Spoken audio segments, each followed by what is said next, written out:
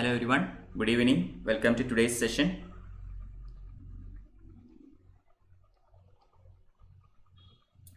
Alright, so we haven't had a live class for a very long time now.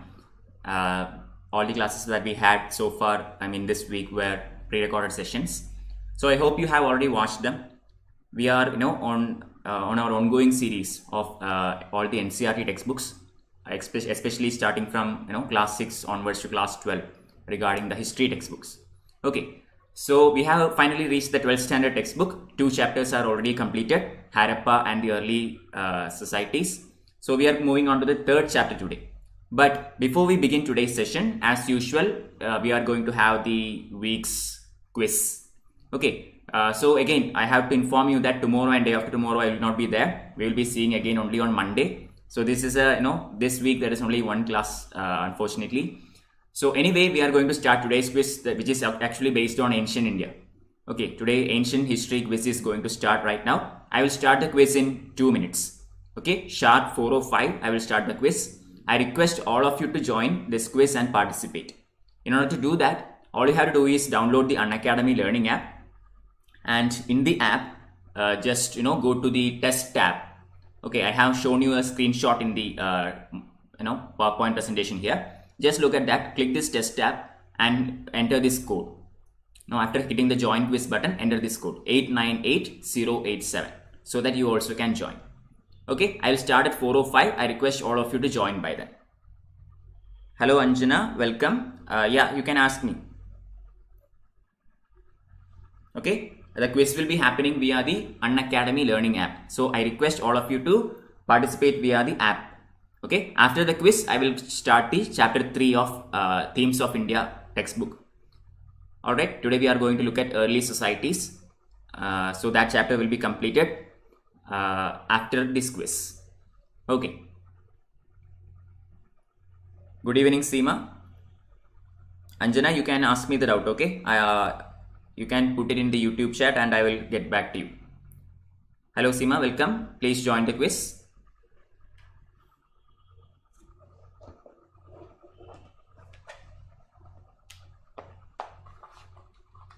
So as I have mentioned, we have only one class this week.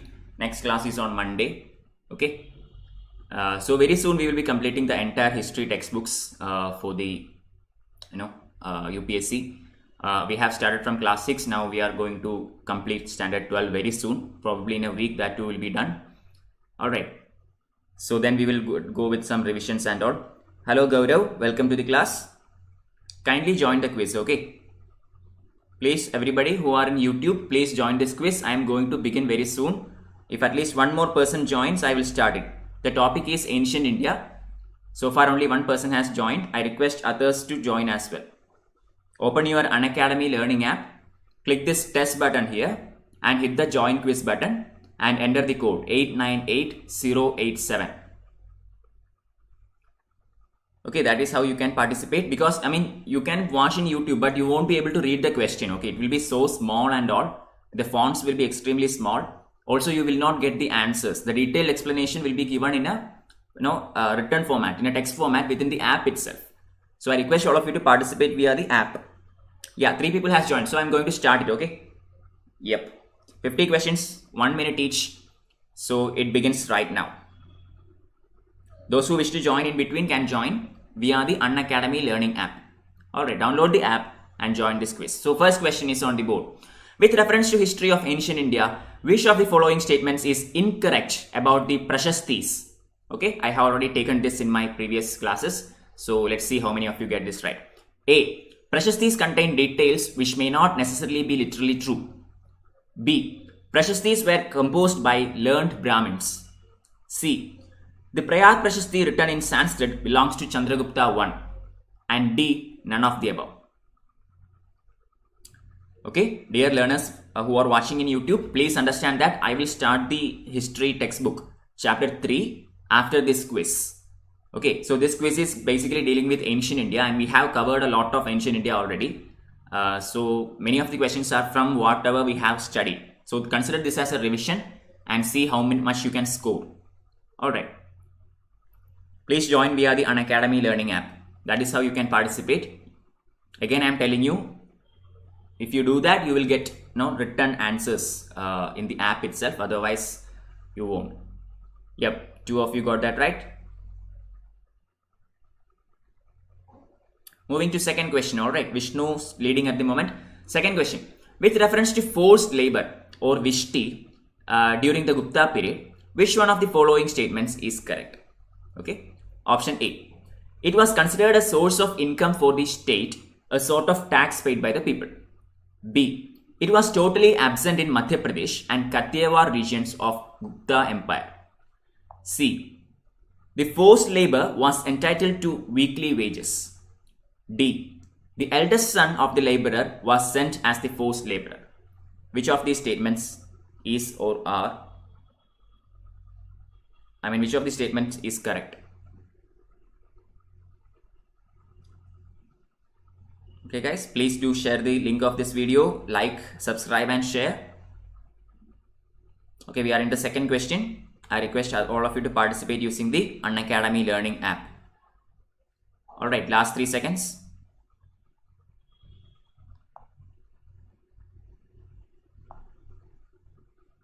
Yeah, option A is the correct answer. Very good. Vishnu and Saubhagya still moving ahead.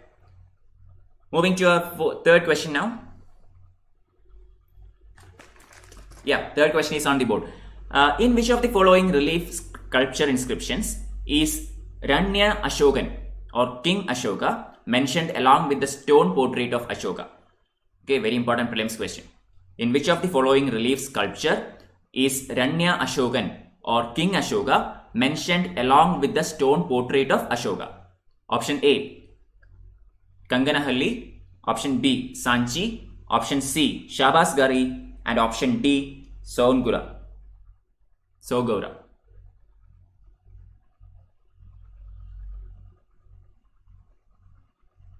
Easy question, I guess. So in one of these inscriptions, King Ashoka is mentioned along with his stone portrait. Okay, so what is that inscription? Kanganahalli, Sanchi, Sabasgarhi, Songura. Let's see how many get this right. Easy question. These kinds of questions are actually asked by UPSC. Okay, so be careful and prepare them. Yeah, time is up. Correct answer. Alright, one more person has joined us. Sola has joined us. Thank you, Sola, for joining. I request others to join as well. Okay. Question 4. In medieval India, the designations Mahabharata and Pattakila were used for dash. Okay. In medieval Indian times, the designations Mahabharata and Pattakila are used for which among the following? Option A, military officers. Option B, village headman. Option C, specialist in Vedic rituals. And option D, chief of craft guilds. Good evening, Ramkumar. Welcome. Okay, so what is this Mahabharata and Pattakila? I think I have taught you this as well. If you have been in my class, you might probably get this. Military officers, village headman, specialist in Vedic rituals, and chief of craft guilds. Mahabharata and Pattakila. Last 5 seconds. Yep, time's up. There are 50 questions, so there is adequate time for you all to join. I request all of you to join. Okay, option B is the correct answer, village headman. Okay. Saubhagya still leading. Question 5. With reference to Vaisheshika school of thought, consider the following statements. Okay, Vaisheshika school. Statement number 1.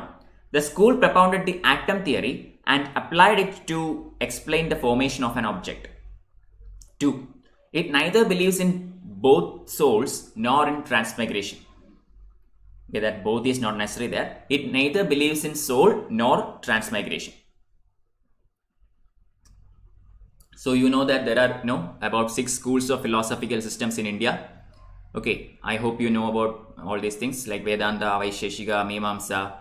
Okay, Advaita, sub classifications of Vedanta and all these things. So it's a very important topic for UPSC. You have to understand what school it is, who propounded it, what is its theory. Okay, all these are very necessary. and if two different schools are related to each other. Okay, these kinds of interesting questions are always there in UPSC papers. Anyway, this the correct answer to this one is option C. About 3 of them got it right. Very good.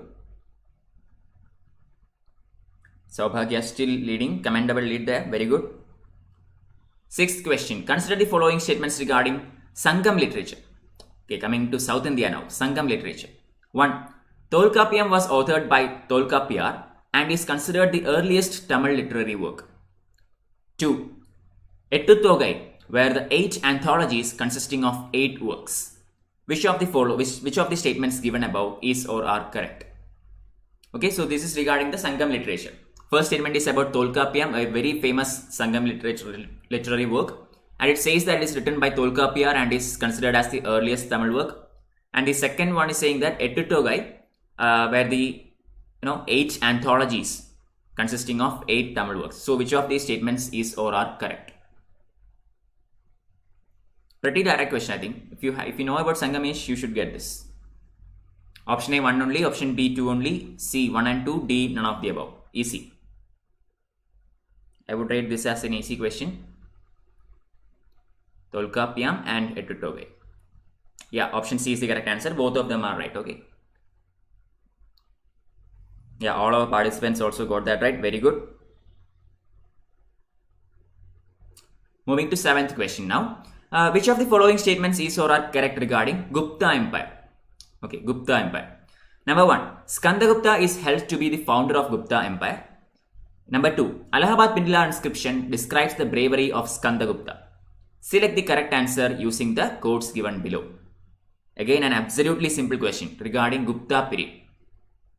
Skandagupta is considered as the founder of Gupta Empire. That is number 1. Number 2. Allahabad Pillar inscription, also known as the Prayaga Prashasti, describes the bravery of Skandagupta. So, among these two statements, which of them is correct?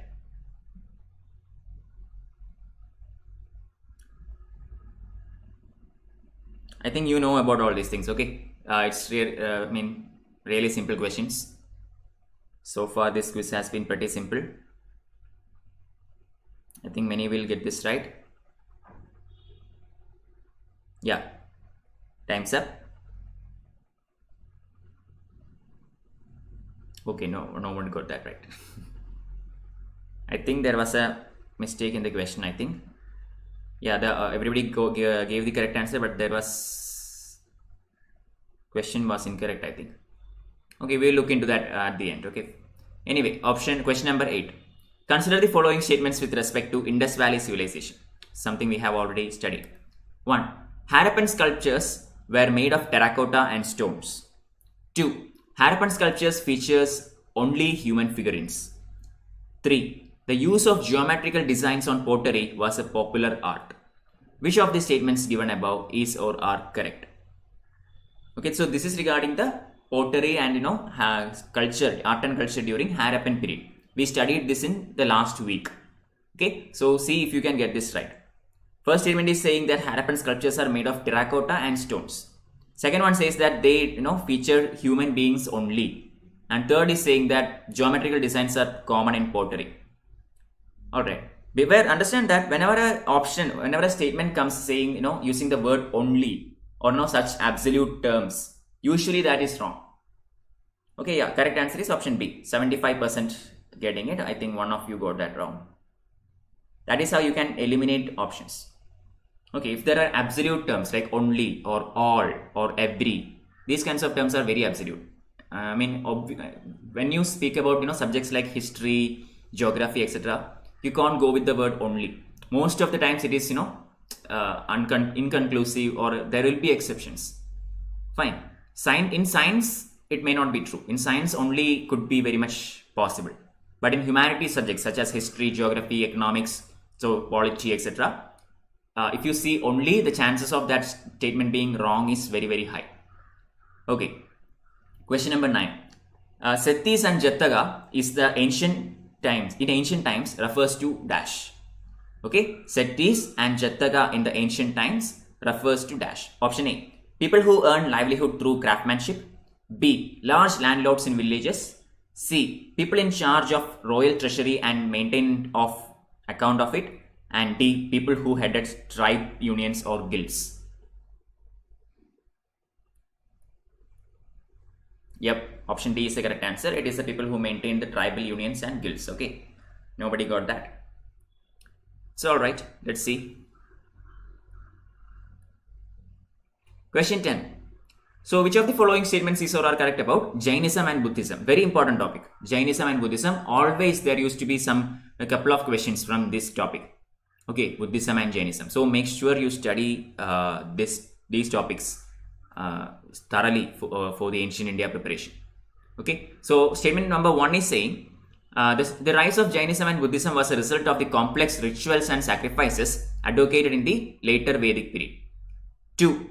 The chief support to these new religions came from the merchant classes.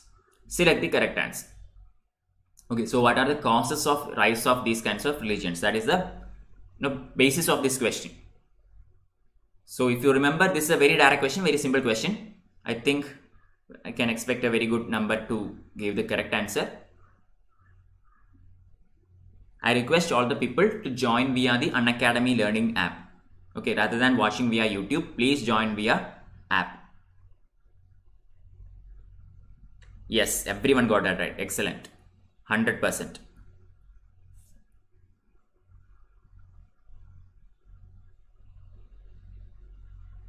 Moving to our 11th question.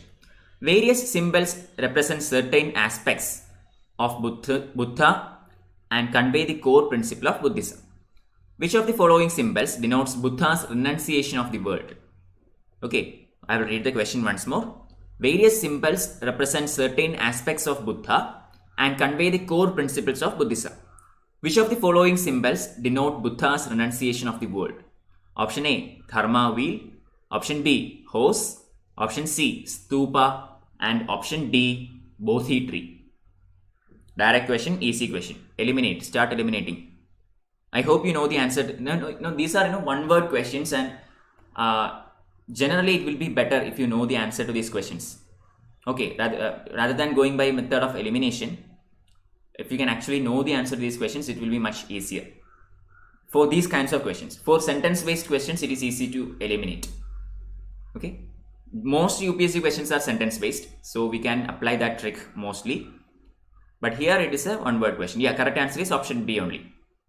Alright, it is the horse.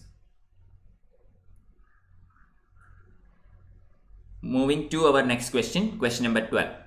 Which of the following statements is or are applicable to Jain doctrine? Okay, regarding Jainism. See, I have told you, many questions used to come from Buddhism and Jainism, and here also the same pattern is being followed. Okay, so statement number 1 is saying, it did not condemn the Varna system unlike Buddhism. That is number 1. Number 2, it does not recognize the existence of gods. And number 3, it believes that liberation can be obtained through full knowledge and action. Tell me the correct answer. Okay, this is where you can eliminate. If you can at least eliminate one sentence from this, you can eliminate 2 options. Okay, that is how good. Look at the options, okay. I mean, in the options you have 3 in all the options, which means 3 is true. Okay, so if you can eliminate 1 or 2, then you can actually eliminate 2 of the options and go by a 50-50. That is how you should attempt this question. Okay? Yep, time is up. Correct answer is option A. Nobody got that. That's sad. When you eliminate, this is how you eliminate, okay? First, check the options, because options make the questions easier or difficult. Okay, so look for the options and see how, if it is easier to eliminate or is it difficult to eliminate. And if you get to eliminate at least one of them, one of the statements, you will get to eliminate 2 of the options. Yeah, that is the advantage of these kinds of questions. Anyway, 13th question. With reference to the history of ancient India, which of the following was or were common to both Buddhism and Jainism? Okay, what are the similarities between Buddhism and Jainism? That is the question. Number 1, avoidance of extremities of penance and enjoyment. Number 2, indifference to the authority of Vedas. Number 3, denial of the efficacy of rituals. Choose the correct answer. Okay, avoidance of extremities of penance and enjoyment. 2, indifference to the authority of Vedas. And 3, denial of efficiency of rituals. Very simple question again. You can easily eliminate one statement directly and the correct answer is there. If you can eliminate one of the statements, answer is given. Yep, option B. First statement is wrong. Okay.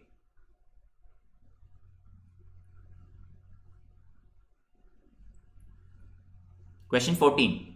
The religion of early Vedic Aryans was primarily of dash. Okay. The religion of early Vedic Aryans was primarily of dash. Option A, Bhakti. Option B, image worship and yajnas. Option C, worship of nature and yajnas. Option D, worship of nature and Bhakti.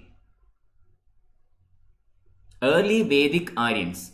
Okay, very careful here. We are not just talking about Aryans. We are not just talking about later Aryans or anything. It is early Vedic Aryans. That early is very important here. And then look at these statements. Bhakti. Okay, that is number 1. Number 2, image worship and yajnas. Number 3, worship of nature and yajnas. And last one, worship of nature and Bhakti. Very easy to eliminate and direct answer is there.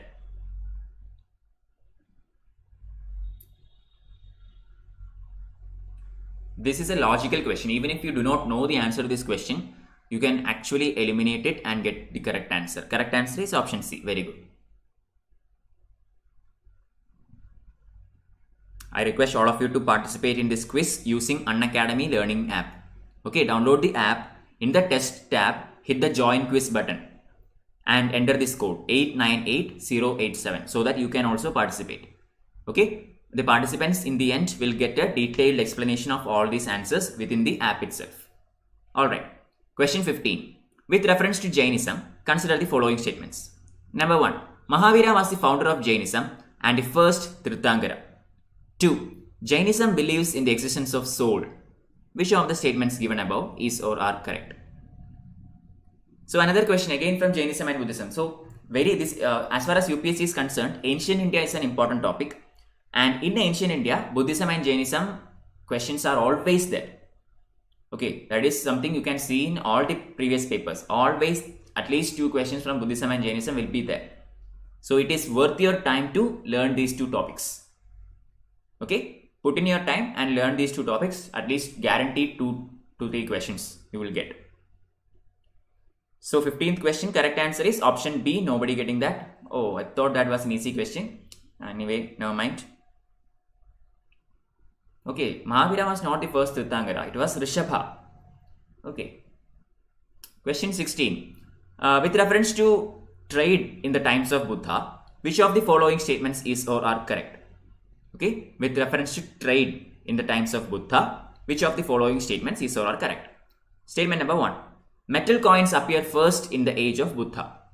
Number 2. Nishka denoted both coins and precious metal objects. Which of the statements given above is or are correct? Okay, those who are watching this quiz using YouTube, I request all of you to join this quiz using Unacademy learning app.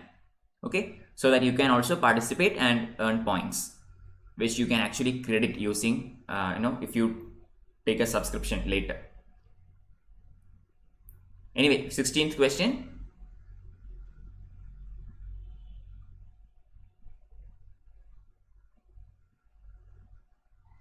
Yes, time is up. Easy question again. I have taught you this.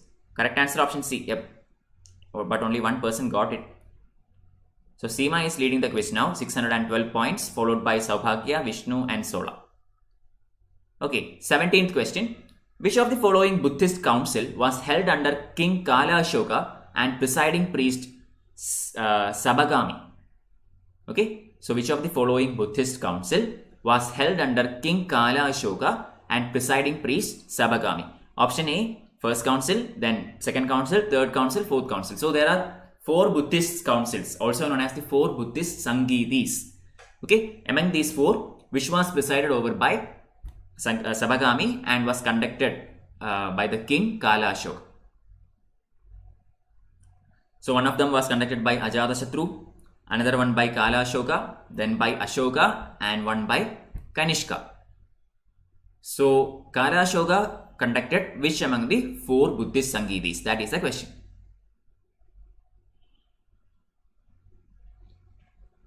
Easy, right? I think this is an easy question. I hope you got that. Yep, time is up. Correct answer option B, second one. Okay, 50% got that. So first one Ajatashatru, then Kala Ashoka, then Ashoka, finally Kanishka. That is how it goes. Okay, it is easy to remember also. Ajatashatru A, then Kala Ashoka K, then again Ashoka, which is again A, that is, and finally it is Kanishka, so it is K. So it is A K A K. That is how I remember it. Okay, you can also use the same trick if you want. Question number 18. Consider the following statements regarding Neolithic age. Okay, statement number 1. Neolithic age dating between 5000 BC to 1800 BC is characterized by the cultivation of plants and domestication of animals. 2. Earliest evidence of Neolithic settlements comes from Meherga on the bank of the river Bolan in the Kinship plain of Balochistan. Option 3. Microliths, that is tools of small size, were invented in this age. Which of the statements given above is or are incorrect? Okay, read the question very well before answering. Okay, so you are asked to choose the incorrect code. So be careful. Yes, option C is the correct answer. And out of the 3 people who answered that question, 1 of them got that right. So Vishnu is still leading. I request others to join this quiz using Unacademy learning app. Okay, please join this quiz. We still have about 30 questions to go. So kindly participate using the app. I mean, you may not be able to read the questions in YouTube. Okay, the fonts will be very small and I cannot help it. Okay. Question number 19. Which of the following temples belong to the Rajasimha group of architecture? Number 1, Meenakshi temple at Madurai. Second, Kailashnath temple at Kanchipuram. 3, Shore temple Mahabalipuram. And 4, Brihadishwara temple Tanjore. So this is a question from art and culture, and you are asked to find out the temples that belong to the Rajasimha group of architecture. Meenakshi temple Madurai, Kailashnath temple Kanchipuram, Shore temple Mahabalipuram, Brihadishwara temple Tanjore. Easy question again, start eliminating. Okay, that's the easiest way to answer this one. Eliminate and get it correct. That's all. Correct answer option C.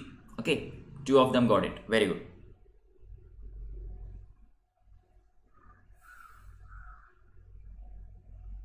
_20th question. Which of the following philosophies was or were accepted by both Buddha and Mahavira? I will read it again. Which of the following philosophies was or were accepted by both Buddha and Mahavira? So something common to both Buddhism and Jainism. Number 1. All objects, both animate and inanimate, have souls. Okay. Number 2. Theory of rebirth. Number 3. Varna system. Number 4. Ultimate authority of Vedas. Choose the correct answer. Very simple. Again, look at the options. 2 only, 1, 2, 4, 1, 2, 3, 3 only. So you can eliminate straight away, and yeah, 2 options can be, no, wow, 3 options can easily be eliminated. Very easily you can eliminate 3 options, and whatever is remaining is the correct answer. So yep, time is up. Correct answer is option A. 25% got it. Only 1% got it. Okay, I mean Varna system nobody cared. Okay, that is not common to Jainism and Buddhism. That is wrong. Jainism condemned Varna system. Buddhism did not care about it. I mean, did not condemn it, but did not follow it as well. So by eliminating that statement, you can eliminate 2 options. Clear?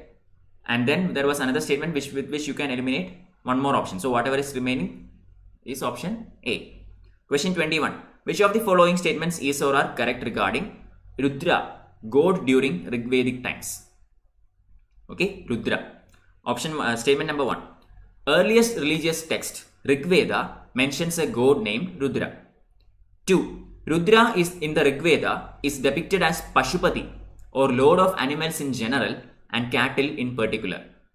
Select the correct answer. So regarding this Rudra god, choose the correct answer. One statement is saying that in Rigveda he is mentioned, and in second statement is saying that he is depicted as Pashupati, or the lord of animals, or in particular lord of cattle. So correct answer is option 1 only. Okay, Rudra is not Pashupati. Pashupati is something different. We have the Pashupati seal from Harappan civilization, so that doesn't have anything to do with Rudra. Question 22. Consider the following pairs regarding Tripitakas. Okay, Tripitakas. I hope you know what Tripitaka is. Number 1, Vinaya Pitaka, rules and regulations for those who join the Sangha. Second one, Abhidhamma Pitaka, deals with philosophy and doctrine of Buddhism, appending to appearing in sutras. 3, Sutta Pitaka, contains over 10,000 suttas or sutras related to Buddha and his close companions. Which of the pairs given above is or are correctly matched? Okay, Vinaya Pitaka, Sutta Pitaka and Abhidhamma Pitaka. These are the Tripitakas of Buddhism. All you have to do is understand what textbook deals with what. That's all. Okay, what is the content of that textbook? That's the question. Easy question again. Yep. 22nd question. Correct answer is option D. Oh, no one got that. Wasn't expecting that. Anyway, let's move on. Question 23. Consider the following statements about famous Buddhist pilgrimage site, Mahabodhi Temple Complex. Again, something I have already taught you. Mahabodhi Temple Complex. Number 1. Mahabodhi Temple Complex is one of the 4 holy sites related to the life of Lord Buddha. Okay. Number 2. First structure here was built under Gupta rulers. Which of these statements given above is or are correct? Very simple question. I taught you about Mahabodhi Temple in the last week. Yeah, last week. Okay. So start eliminating and get the correct answer. Mahabodhi Temple Complex is one of the 4 holy sites related to the life of Lord Buddha. Very important. Be careful about each and every word in that sentence. Okay. Second one is saying the first structure here was built under Gupta rulers. Again, think about it. Mahabodhi tree, Buddhism and Gupta. Okay. Just think about the chronology. Think about the time period. Easy question, I think.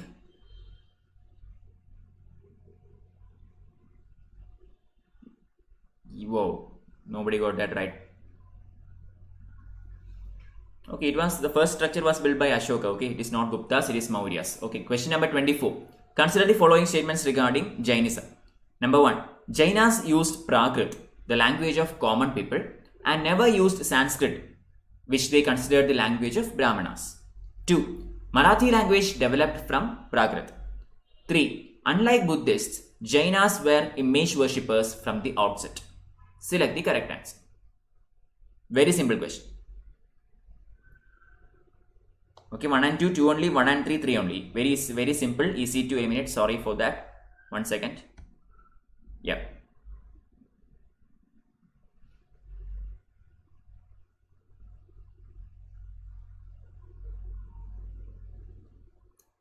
Okay, again regarding, look how many questions have already come from Jainism and Buddhism.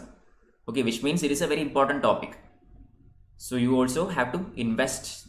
I mean, it is alright to invest time into these topics, which are very relevant. I mean, these are guaranteed topics. Okay, yeah, option B is the correct answer. 2 of them got it right. Vishnu is very close to crossing that 1000 mark there. I will start the NCERT chapter 3 right after this quiz. Okay, we are 50% into the quiz. Right after this quiz, I will start the NCERT Standard 12 chapter 3. Okay, 25th question. Which of the following is not the reason for decline of Buddhism in India? Okay, not the reason. Option A, the revival of Brahmanism and the rise of Bhagavatism. Option B, split of Buddhism. Option C, decline in the royal patronage or decline. And option D, the arrival of British and other European companies. Very easy.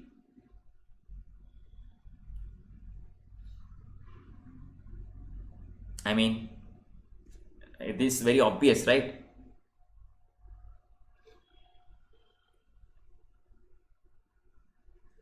Sorry for that.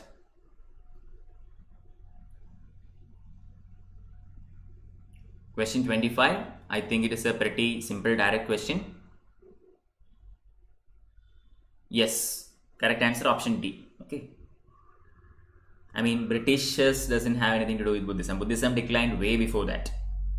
Okay, because of the lack of royal patronage, because of split within Buddhism, rise of Brahmanism and Bhagavatism, especially during the time of Guptas. Okay, so within ancient India itself, Buddhism actually declined, and it was confined to the eastern Indian regions around the Pala kingdom in the medieval times, and finally it's not even there. Okay, now Buddhism has gone out of India. It's not there in India. Jainism is still there. Buddhism is not there. Question 26. Consider the following statements about religious texts of Buddhism. Okay, number 1. Vinaya Pitaka deals with the rules and regulations of daily life. 2. Abhidhamma Pitaka deals with dharma. 3. Sutta Pitaka deals with philosophy and metaphysics. Which of the statements given above is or are correct? Again, same question. There was another question about the same 3 textbooks, but the statements given were different. But now the statements are presented in a totally different way. So let's see how many get this right again. Right after this quiz, I will start the NCERT class 12. Okay, class 12 chapter 3, Ancient Indian Societies. Okay. Yes, option A is the correct answer. And moving to question number 27. Consider the following statements regarding travelers who visited India during historical times. 1. Fahian described the social and economic conditions of India in the age of Guptas. 2. Itsing visited India to study Buddhism. 3. Huansang described religious and economic conditions in the age of Harsha. Choose the correct answer. Again, direct question, easy question. While we study about ancient times, we come across only 3 Chinese travelers. This is Fahian, Huansang and Itsing. So the question is, who was ruling India while these people visited India? So it's a very relevant question. You have to study about the various travelers who came to India and to whose court did they arrive. Okay, for example, Marco Polo, Niccolo di Conti, Ibn Battuta, Domingo Paz. All these people are important. Abdul Razak.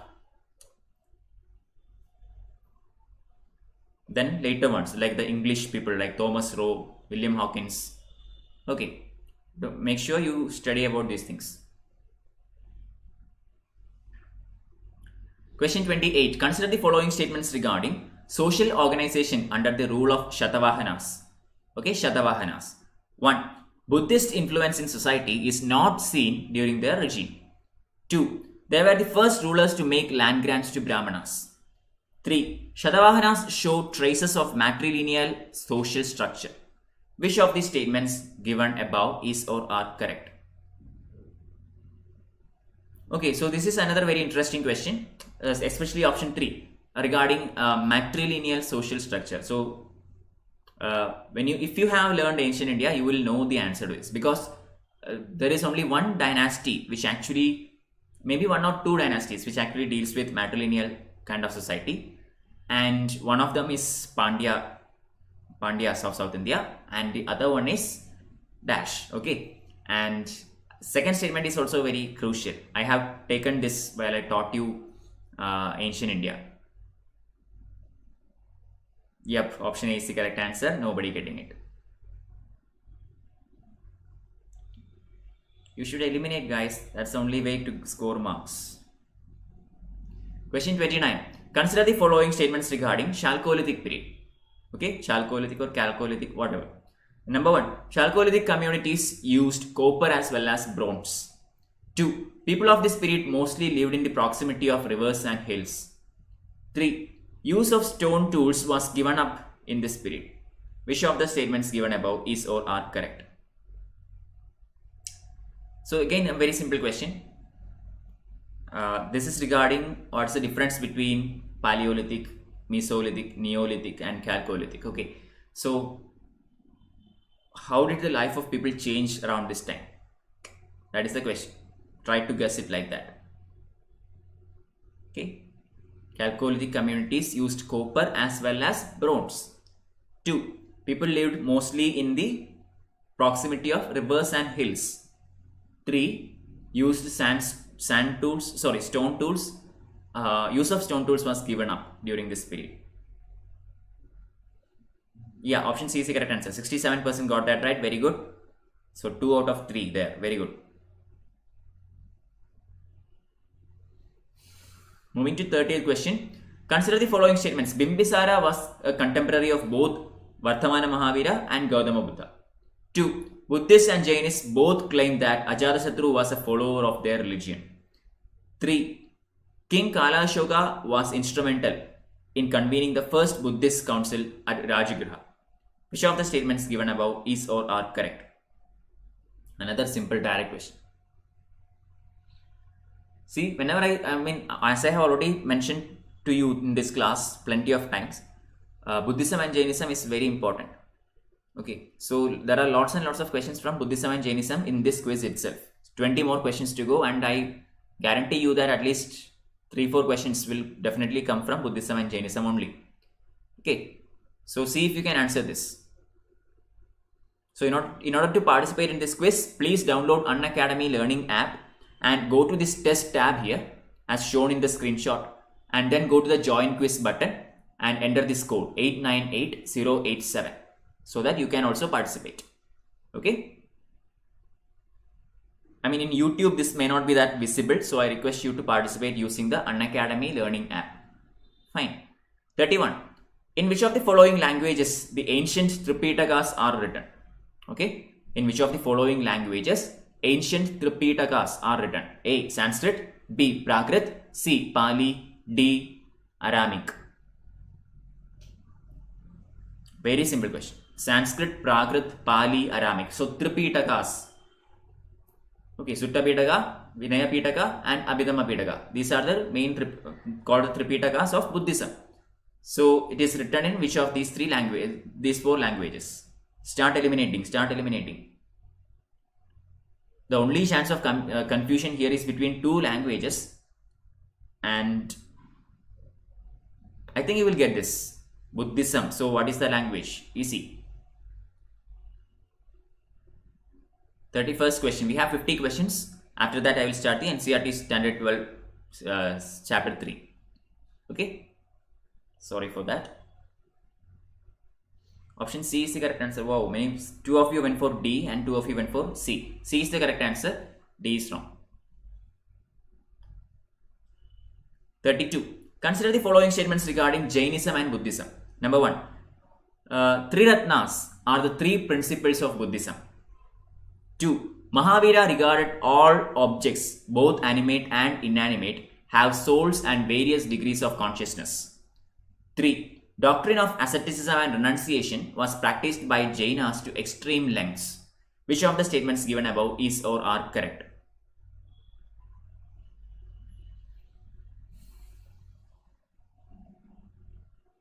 Okay, again regarding Buddhism, Jainism. So Triratnas are the 3 principles in Buddhism. That is statement number 1. 2 is saying Mahavira regarded all objects, both animate and inanimate, having all various degrees of consciousness. And 3, doctrine of asceticism and renunciation was practiced to the extreme lengths in Jainism. Direct question, okay. Basic question. 32nd question, time is up. Correct answer is option B. Out of the 3 people who wrote it, 1 of them got that right.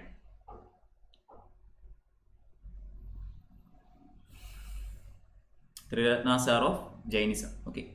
Question 33. Which of the following statements is not correct regarding Nalanda University? Okay, not correct regarding Nalanda University. Option A. Huansang gives a very valuable account of Nalanda University. B. Nalanda University was founded by Kumaragupta I during the Gupta period. C. Nalanda University was a residential university and education was free, including boarding and lodging. D. It was a university of Hinayana Buddhism. Choose the correct answer. Easy question, I think, right? Regarding Nalanda University. One of these statements is incorrect. Okay, you have to find out which of the statements given here is incorrect. All right. 30. I am also seeing this question right now. Okay. I mean, most of these questions, these are made by Unacademy only. It's not my questions. So I'm also seeing these questions now. Yep, correct answer option D. Okay, it is not Hinayana Buddhism, it is Mahayana Buddhism. Although all the other Buddhism were also practiced there. Okay, we have evidence of Tantric sect, the Vajrayana also there. But predominantly, Nalanda is a Mahayana school of Buddhism. Question 34. Consider the following statements about Jain philosophy. 1. Jain philosophy argues that everything that has a substance is called dharma. Okay. 2. It does not oppose the primacy of Vedas to achieve salvation. 3. Jainism recognized the existence of God, which Buddhism did not. Choose the correct answer. Okay, so Jainism argues that everything that has a substance is called dharma. 2. It does not oppose primacy of Vedas to achieve salvation. Does not oppose. And 3. Jainism recognized the existence of God, which Buddhism did not.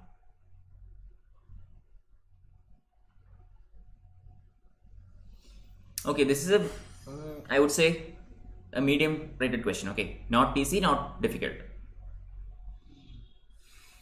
Yes, option C is the correct answer. Nobody got it, but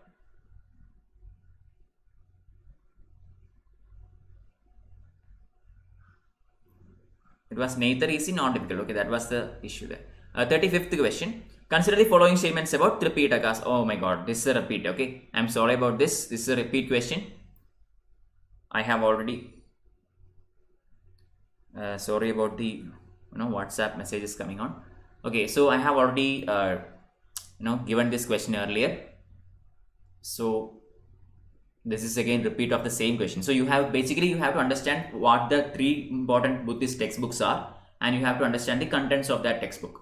Okay, what textbook deals with what? There are 3 Pitakas: Sutta Pitaka, Vinaya Pitaka, and Abhidhamma Pitaka. So what does these 3 deals with? That is the question.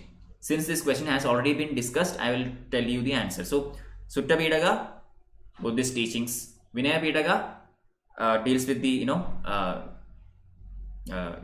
different kinds of rules and regulations for the Buddhist monks, and Abhidhamma Pitaka deals with the philosophy of Buddhism. That's it. Option C is the correct answer. Yep, this is a repeat question, so it's supposed to be 100%, but again 2 of them got it wrong. Anyway, 36th question. Consider the following statements about Buddhist literary texts. 1. Udana is one of the oldest Theravada Buddhist texts, containing the famous story of blind men and the elephant. 2. Visuddhimagga is a text of Theravada doctrine containing discussions on various teachings of Buddha written by Buddha Ghosha. Choose the correct answer. Okay, so first statement is about the textbook Udana. It says that it is the oldest Theravada Buddhist textbook containing the story of the blind man and the elephant. Second one is saying about Visuddhimagga, another Buddhist textbook that deals with Theravada doctrine containing discussions on various teachings of Buddha written by Buddha Ghosha. So choose the correct answer. So this is a difficult question. Okay, so this one is a difficult question because unless you have heard about these textbooks, there is no way you are answering this. Alright. 36th question.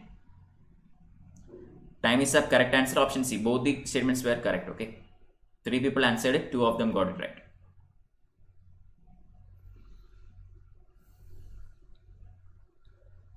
(37) With reference to practices followed by Jainas, the term Pradikraman refers to dash. Okay, term Pradikraman refers to what among the following? Option A. It is a religious practice of voluntary fasting to death by gradually reducing the intake of food and liquids. 2. It is the process during which Jainas repent for their sins during their daily life and remind themselves not to repeat them. C. 7 stages of purification to be followed under Theravada Buddhism to attain salvation. D. One of the 3 protective deities of Buddha. One of the 3 protective deities around Buddha. Choose the correct answer. Pradikraman. Okay, the interesting fact here is the question. If you read the question, you can eliminate 2 options directly. Okay, just read the question and right there you can eliminate 2 of the options and you have other 2 remaining, which means you have 50% chance and you can get it right. Correct answer is option B. Nobody got that. I think most of them went for option A there. Anyway, 38th question. Consider the following statements about Tarigatha. Okay, this is a very famous question. I mean, I have seen this question in many question papers. Okay, mock test books. Number 1, it is a part of early Jain literature. 2, it provides insights into the social and spiritual experiences of women nuns. Select the correct answer. Supposed to be okay, I am not expecting many to get this, but let's see. Tarigatha. Okay, Tarigatha deals with which among the following? Number 1, it is a part of early Jain literature. 2, it provides insights into the social and spiritual experience of women nuns. Choose the correct answer. So I'll start the NCERT standard 12 chapter 3 early society right after this quiz. Okay, we have about 12 more questions to go and then we will start with the lesson. Fine. Yeah, option B was the correct answer. Nobody getting it. I told you this is a bit difficult one. So that was a difficult question as well.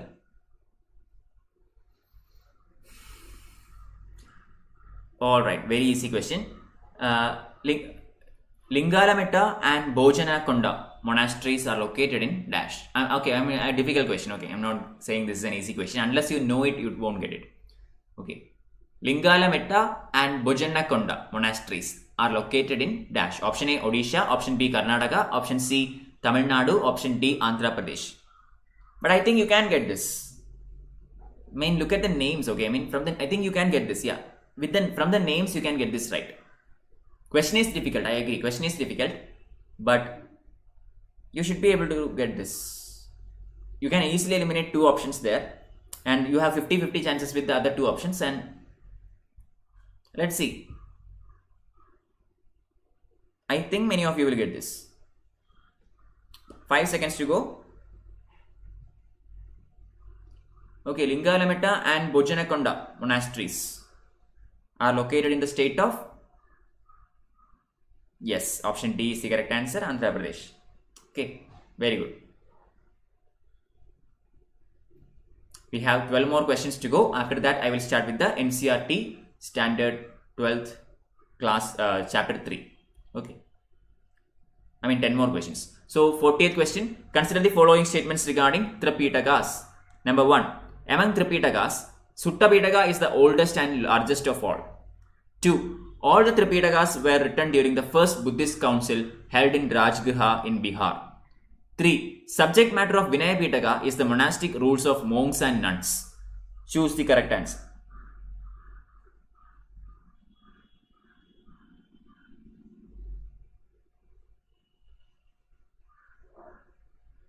Easy question, right?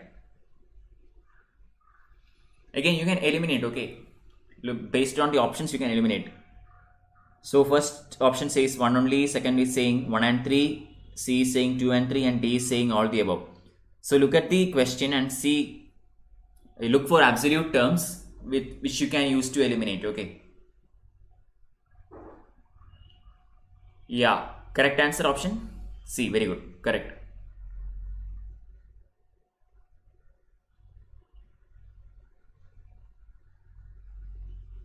(41) Which of the following statements regarding Deepavamsha and Mahavamsha is or are correct? 1. Deepavamsha is the oldest historical record of Sri Lanka. 2. Mahavamsha contains the details about Alexander's invasion of India. 3. Both were Buddhist texts written in Prakrit language. So Deepavamsha and Mahavamsha, very famous textbooks. You have to find out the correct answer. 1 is saying Deepavamsha is the oldest historical record of Sri Lanka. 2. Mahavamsha contains the details about Alexander's invasion to India. And 3. Both were Buddhist texts written in Prakrit language. Yeah, easy. Okay, I will go with medium question. Okay, this is not that easy, but not that difficult. Medium. Let's see.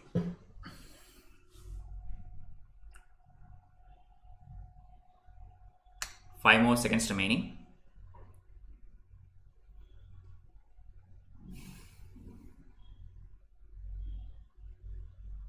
Yes, option A is the correct answer. Okay, 1 and 2 are correct. But Divamsha is the oldest and containing details about Sri Lanka, and Mahavamsha contains details about Alexander's invasion to India. Okay, those two statements are correct. So answer is 1 and 2 only, that is option A. Question 42. Consider the following statements about Hinayana and Mahayana sects of Buddhism. 1. The two sects Hinayana and Mahayana originated during the lifetime of Buddha. 2. Buddhism was divided into two sects during the 4th Buddhist Council held at Pataliputra. 3. Jataka stories are about the Bodhisattvas that belong to the Mahayana sect of Buddhism. Which of the above statements is or are correct? Okay, I think this is another simple question. 1 only, 2 only, 1 and 3, none of the above. So options make it difficult, okay? So even then, I think you should be able to eliminate one statement directly, and you have 50-50 with 2 other options. Okay, no, this is comparatively easy. Okay, easy question. I am also solving this right now only, okay. Yep, none of the above. D is the correct answer. 4th Buddhist Council was not held at Pataliputra. It was held at Kashmir, okay, by Kanishka. So, second statement gone. First statement said that during the lifetime of Buddha, the split happened. No, the split happened in the 4th Buddhist Council. So, in the 2nd Buddhist Council. So, in the Hinayana Mahayana did not exist during the time of Buddha. So, first statement is also gone. So, whatever is remaining is option 3. Even if you do not know about that third statement, by checking the options, you can see that there is no option called 3 only. Okay, so you can directly go to none of the above, option D. That is how you solve it. Question 43. Avalokiteshwara Manjushri Samantabhadra, about who we read in ancient Indian history, R dash. Okay, Avalokiteshwara, Manjushri and Samantabhadra, about whom we read in ancient India, R dash. A. Monks belonging to Jainism. B. Close companions of Buddha who used to interpret his teachings. C. Arhats belonging to the Hinayana sect. And D. Bodhisattvas belonging to the Mahayana sect. This is a difficult question. Correct answer is option D, 100%. Wow, everyone got that right. Alright, I wasn't expecting that, but good. Option 44. The Buddhist Sangha was an organization of monks. Option A, who became teachers of Dhamma. Option B, that helped the spread of education. Option C, to help the integration of the state. And option D, to provide relief to the poor in times of distress. Choose the correct answer.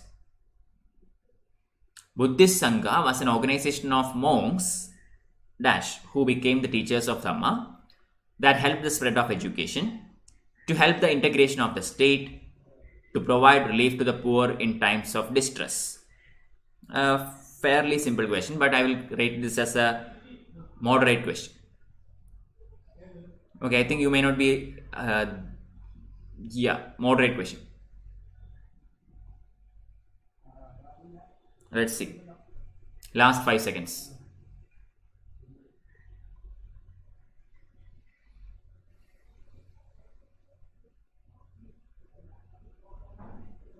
Yep, option A is the correct answer. Yep, many even got it wrong. It's okay. Move on. Participants will get the full answer with explanation at the end of this quiz within the app itself. You can go through the answer and study. Okay. Question 45. Consider the following statements with respect to religious movements during 6th century BC. 1. Rise of these movements was an outcome of prevalent social and economic unrest. 2. The improved economic condition of the deprived sections of the society emboldened them to seek their rightful place. Which of the above statements is or are correct? Okay, consider the following statements regarding religious movements during the 6th century BC. Okay, 6th century BC, very important the year. Number 1, rise of these movements was an outcome of prevalent social and economic unrest. 2. Improved economic conditions of the deprived sections of the society emboldened them to seek their rightful place. Choose the correct answer. Fairly simple question, I think. So what are the religious movements in the 6th century BC? That is Buddhism, Jainism, etc. Okay. So we are talking about the cause of the rise of these events. Okay. Correct answer is option A. Okay. Option A is the correct answer. Nobody got that, unfortunately. 46th question. Consider the following statements regarding Rigvedic society and choose the incorrect statement. Okay. Number 1. Society was patriarchal and hence women could not even attend the popular assemblies. 2. Monogamy was generally practiced while polygamy was prevalent among the royal and noble families. 3. Practice of child marriages and sati were prevalent. Choose the incorrect statements. Okay, 5 more questions to go and we will start the NCERT Standard 12 Chapter 3. This quiz is happening in the Unacademy learning app. Okay, so it may not be visible in YouTube. I mean, it won't be much clear or anything. Don't worry. Once I start the lessons, you will be able to see the slides and all very beautifully. About 4 more questions to go after this.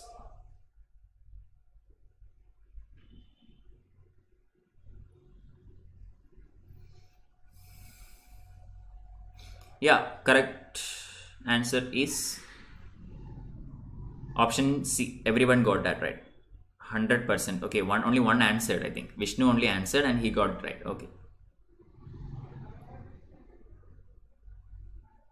47. Consider the following statements. 1. Buddha was regarded as a human being who attained enlightenment and nibbana through his own efforts.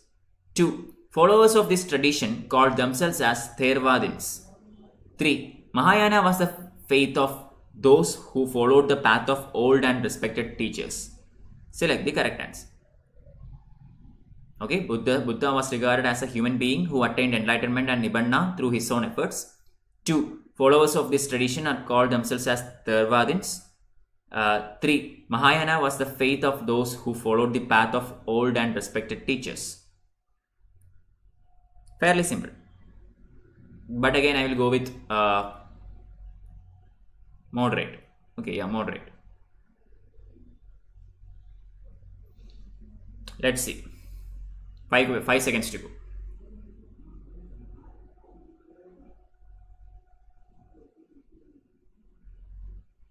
Yeah, time is up. Correct answer is option A. 100% got that. So how many answered it? Okay, at least 3 people answered it and everyone got that right. Very good, very good. No, I think 2 people answered it and both of them got it right. Fine.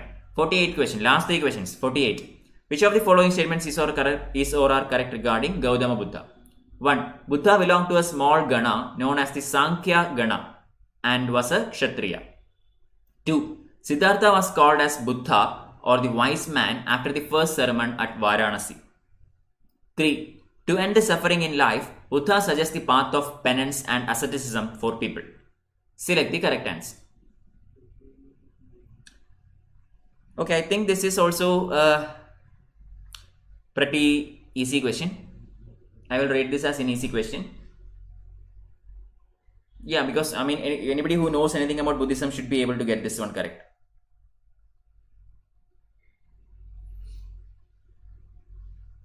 Okay.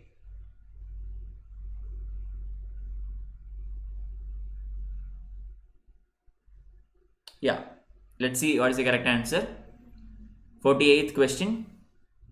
Yes, A is the correct answer. 100% got that. Only one person answered it and he got it right. Vishnu, very good.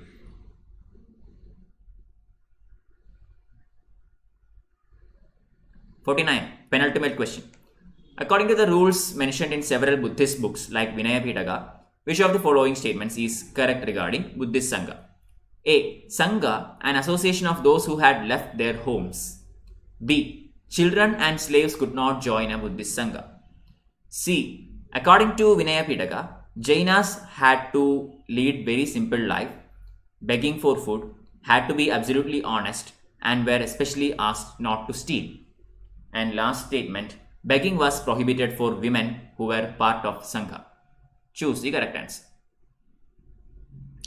So among these statements, you are asked to find out which of the statements given here is or are correct. Okay.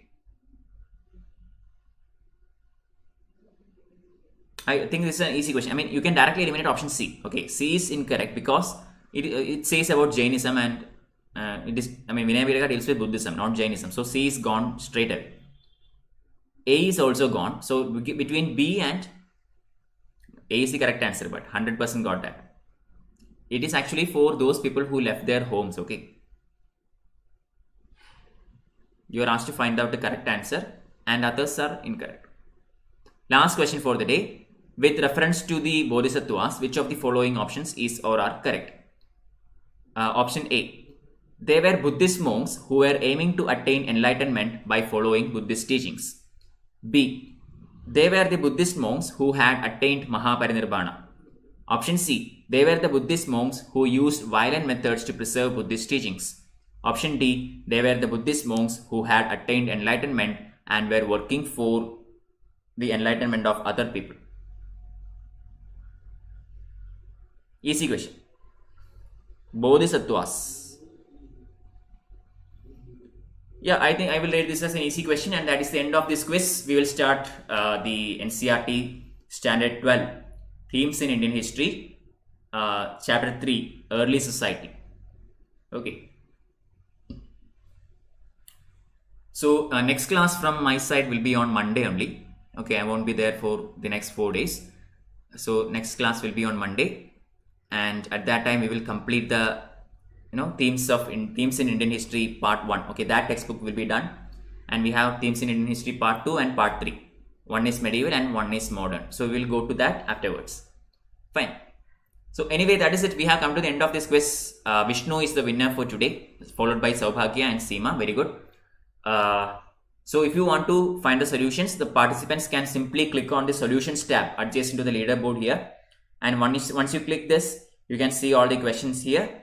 All you have to do is click the arrow right next to the question and you can see the answer also. Okay, detailed explanation of the answer is given in the app itself. Please go through that and study.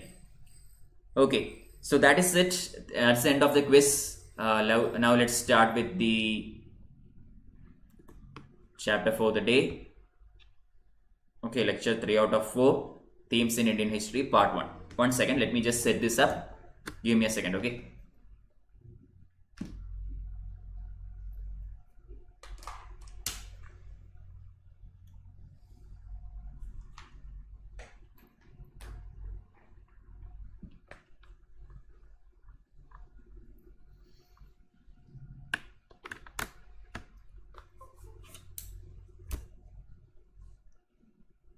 Yes. So once again, good evening everyone. Welcome to today's session. Themes in Indian History Part 1. So lecture 3 out of 4. So again, let me just tell you, this is an ongoing part of our NCERT series.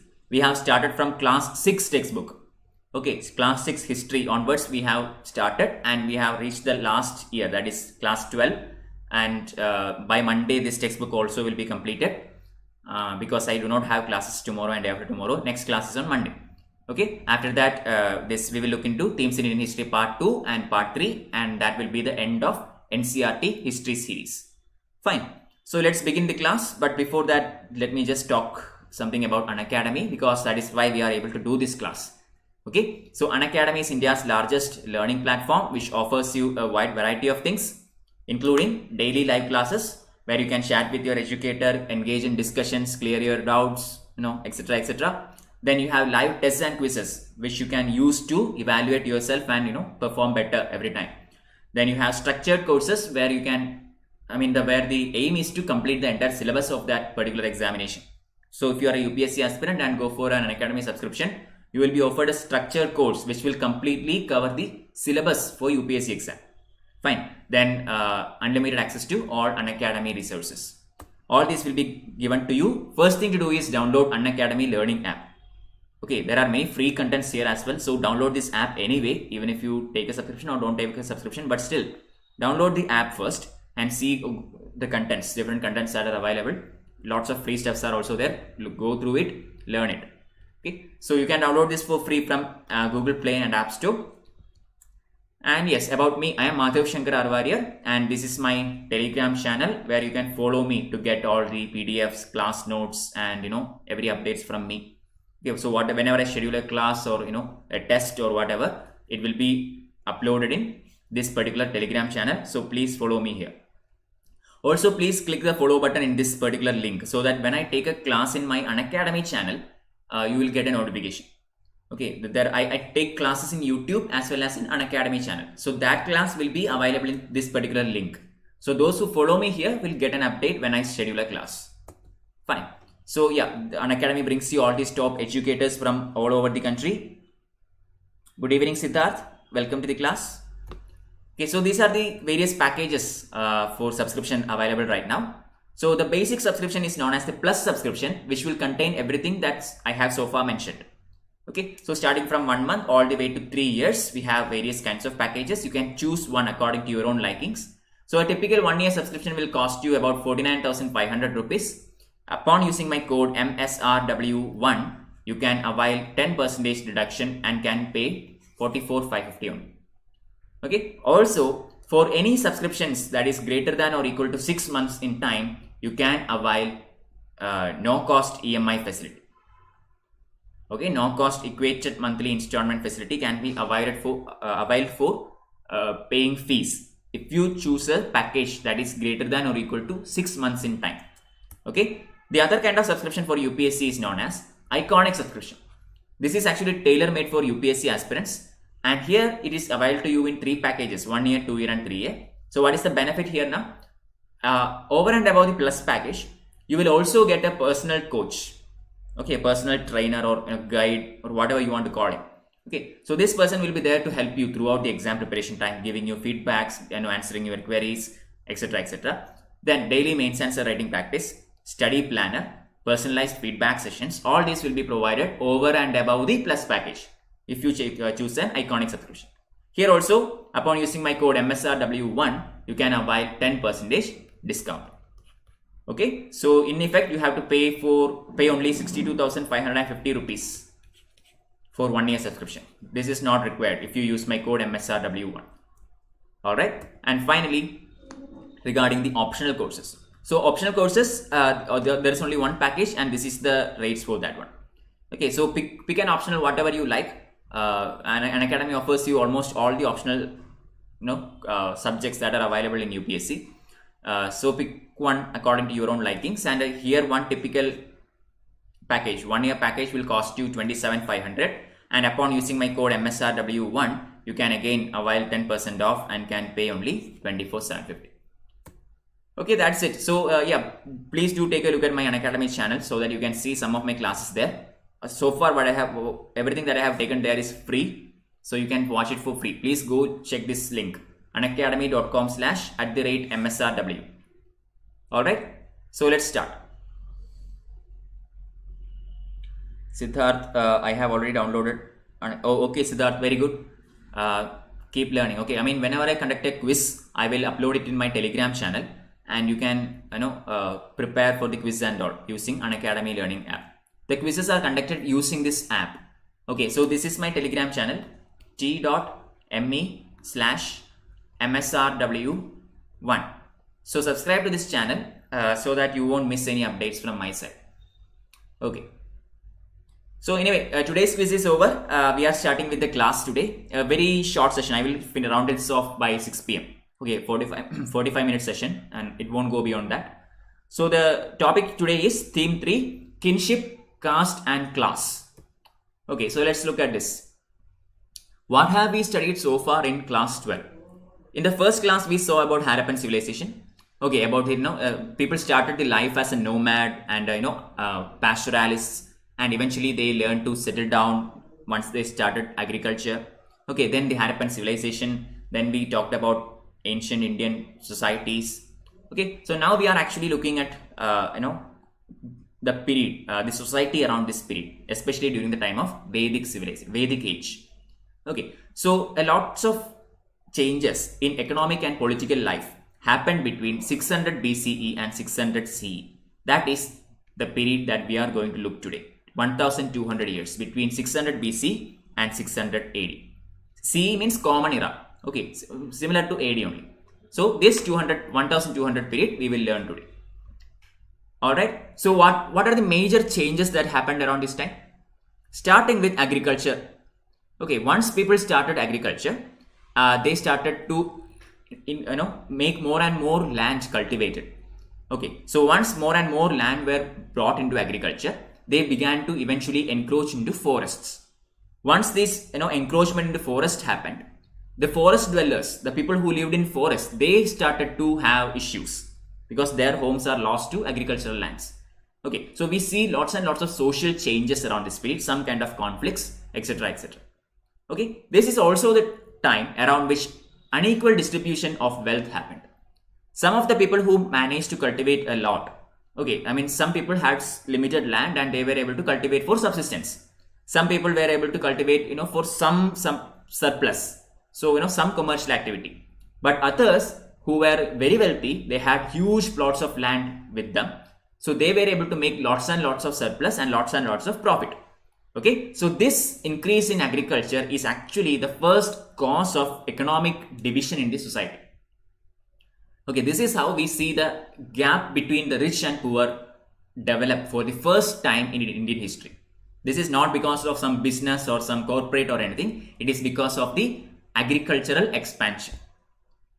Okay, so this divide in economy eventually led to division in society.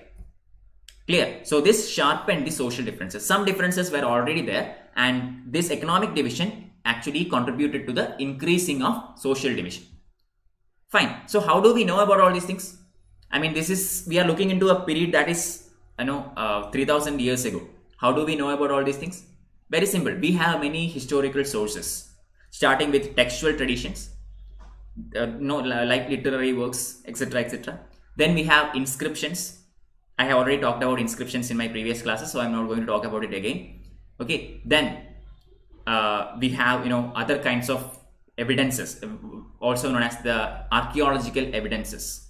Okay, these are the prominent proofs or evidences through which we can build information about those periods. Alright, so starting with this chapter, the critical edition of Mahabharata. So we are going to look at this particular textbook today in depth. Okay, so whatever I talk to you about today, you can analyze it with respect to Mahabharata. Fine. So in 1990, a very famous Indian Sanskritist named as V.S. Suthankar, okay, V.S. Suthankar, he actually started a project which is aimed to produce a textbook known as the critical edition of Mahabharata. Okay, so what did he do now? He assembled a team, many people from all over the country, and they actually started collecting Mahabharata scripts from across India. Okay, so collecting Sanskrit manuscripts of Mahabharata from all over the country, and they started to compare these Sanskrit manuscripts. I mean, there will be variations, right? I mean, every textbook won't be the same. Okay, when someone writes it, and copies it, there will be some kind of changes. Similarly, when some other person translates it to some other language, there will be more changes. Okay, so this person, V.S. Suthankar, along with his students, actually collected lots and lots of Sanskrit manuscripts of Mahabharata from all over the country. And they started to compare the verses of each of these manuscripts. They started comparing these and putting together a huge textbook. Okay, whenever they find a similar verse or whenever they find a similar story, they will take it and thereby compiling a very, very large book. Eventually, it took them 47 years to complete this textbook. Okay, so this textbook had around 13,000 pages. So it was a really large textbook, and finally they made the critical edition of Mahabharata. So while doing this, they found several common elements, and they also found lots of regional variations. Okay, so most of the Mahabharata, I mean, the mainline story remained the same, but there has been severe distinctions and regional variations in the stories from all parts of India. Okay, so when issues of social history were explored for the first time by the historians, they tended to take these texts in face value. So this is something that where they went wrong. I mean, when they started, slide is visibly blur.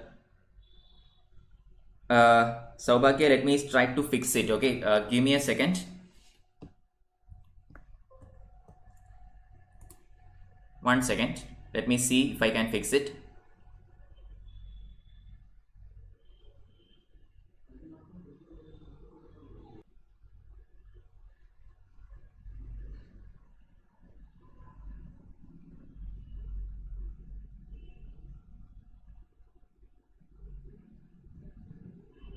Just try to refresh the screen, okay?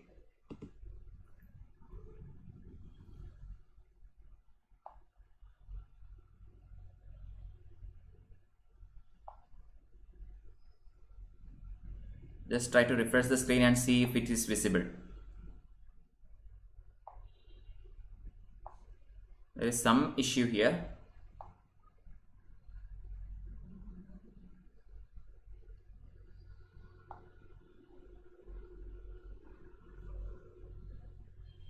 It's still blurred, right?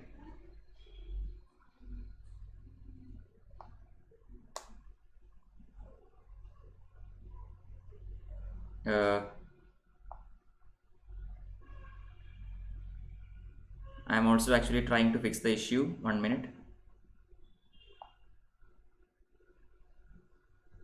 Yeah, okay. If the issue still persists, do one thing. Just go to the YouTube and change the quality. I think it is airing at 144p right now. Please change it to 360 or something above 480 or maybe even more.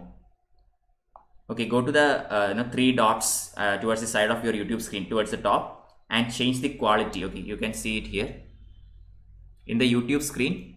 Go to this top 3 dots here, and then check this quality here, and click this quality button and change it to higher one. Okay, it is currently it was in 144p. Just change it to 360 or 480 or whatever, and it will be visible to you. Okay, yeah, now it is unblurred for me. Okay, so just change that, that's all.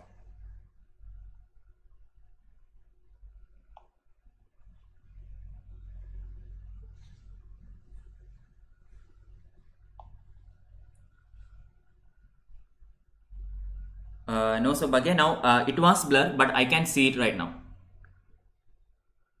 Okay, I mean my blur is gone. It is all right for me now. Yeah, fine. Okay. So let's continue. All right. So yeah, this person V.S. Sutankar actually managed to compile this critical edition of Mahabharata, and when they did that, they found enormous regional irregularities. Okay, and initially they took most of this textbook for face value, which means they believed whatever is written. Okay, this is a huge danger. Why? Because I talked to you about prashastis, right? When I talked to you about prashastis, I told you most of these prashastis were written to please the kings or please the overlords. Okay, it is not facts. Okay, it is mostly it is an exaggeration. Fine. So initially historians actually committed this error of taking all these in the face value. But later, once they started comparing other textbooks and once they started to receive more and more information, they understood that they cannot go with these kinds of textbooks with their face value. They have to put it in context and critically analyze it before taking it on its word. Okay, so now we are going to look at some of the social aspects of this time. Number 1, kinship and marriage, many rules and varied practices. Okay, so this is again another very important topic. We will have to look into this topic in depth later, but today I will be confining myself to whatever is written in the 12th standard textbook. Okay, so familiar ties are often regarded as natural and based on blood. That is our concept, right? I mean, we say about kinship or familial ties, we talk about blood relations, correct? But in some societies, even cousins are regarded as blood relations. Although not the direct lineage, but the cousins are also considered to be blood relations in some societies, and some consider them as not blood relatives. Okay, so we can also retrieve these kinds of information from ancient times, especially for the elite families of the ruling class, of the Brahmana class, etc., etc. Okay, when we know about King Ashoka, we know about his father, his grandfather Chandragupta Maurya, his son. Okay, we can know about all these lineages and these familiar relations because we have enough to go on as far as elite ruling families are concerned. But it is extremely difficult to reconstruct familiar relations of common man. Okay, do we know anything about any common man who lived in the time of Mauryas? I mean, we know the general setup of the society, but we are unable to find out who that person is or who was his father, or that is not easy to understand, easy to obtain such kind of information. Fine. So historians Also investigate and analyze attitudes towards family kinship. These are important because they provide an insight to people's thinking. So how is this family set up? What are the kind of marriages that happen? Does marriage happen within the family, or at least within the clan, or will it happen between two clans? So all these are very important to understand the social setup of that time. Okay, so here we see the ideal of patrilineal. Okay, we are going to look at what this is. So in Mahabharata, I told you, right? Mahabharata is a text we are going to focus today. So in Mahabharata, you know the main story. There were two groups of people, Kauravas and Pandavas. Actually, both of them belong to the same ruling family. Okay, they were the Kurus only. Kauravas and Pandavas are actually brothers, although not to the same father and same mother. Blood relation is still there. So we know the story. Eventually, they go to the Kurukshetra war and Pandavas win, Kauravas lose. That is how it goes. But understand that in this Mahabharata setup also, we see a patrilineal succession throughout the story. Okay, from father to son and so on. So Pandu, the father of Pandavas, passes the crown to the son, eldest son, that is Yudhishthira. Similarly, Dhritarashtra passes the crown to Duryodhana. Duryodhana is considered as the next in line after Dhritarashtra. Okay, so it is passed from father to son, and it goes on like that. There is no passing down to women. Okay, so it is not a matrilineal society, it is a patrilineal succession. So we can understand this from Mahabharata textbook. Under patrilineal, sons could claim the resources of their fathers when they died. That is correct. It is evident in mantras and ritual texts such as Rig Veda. It is possible that these attitudes were shared by wealthy men and those who claimed high status, including Brahmanas. So based on this story, we can go on and say that such a system might have been practiced by the society as well.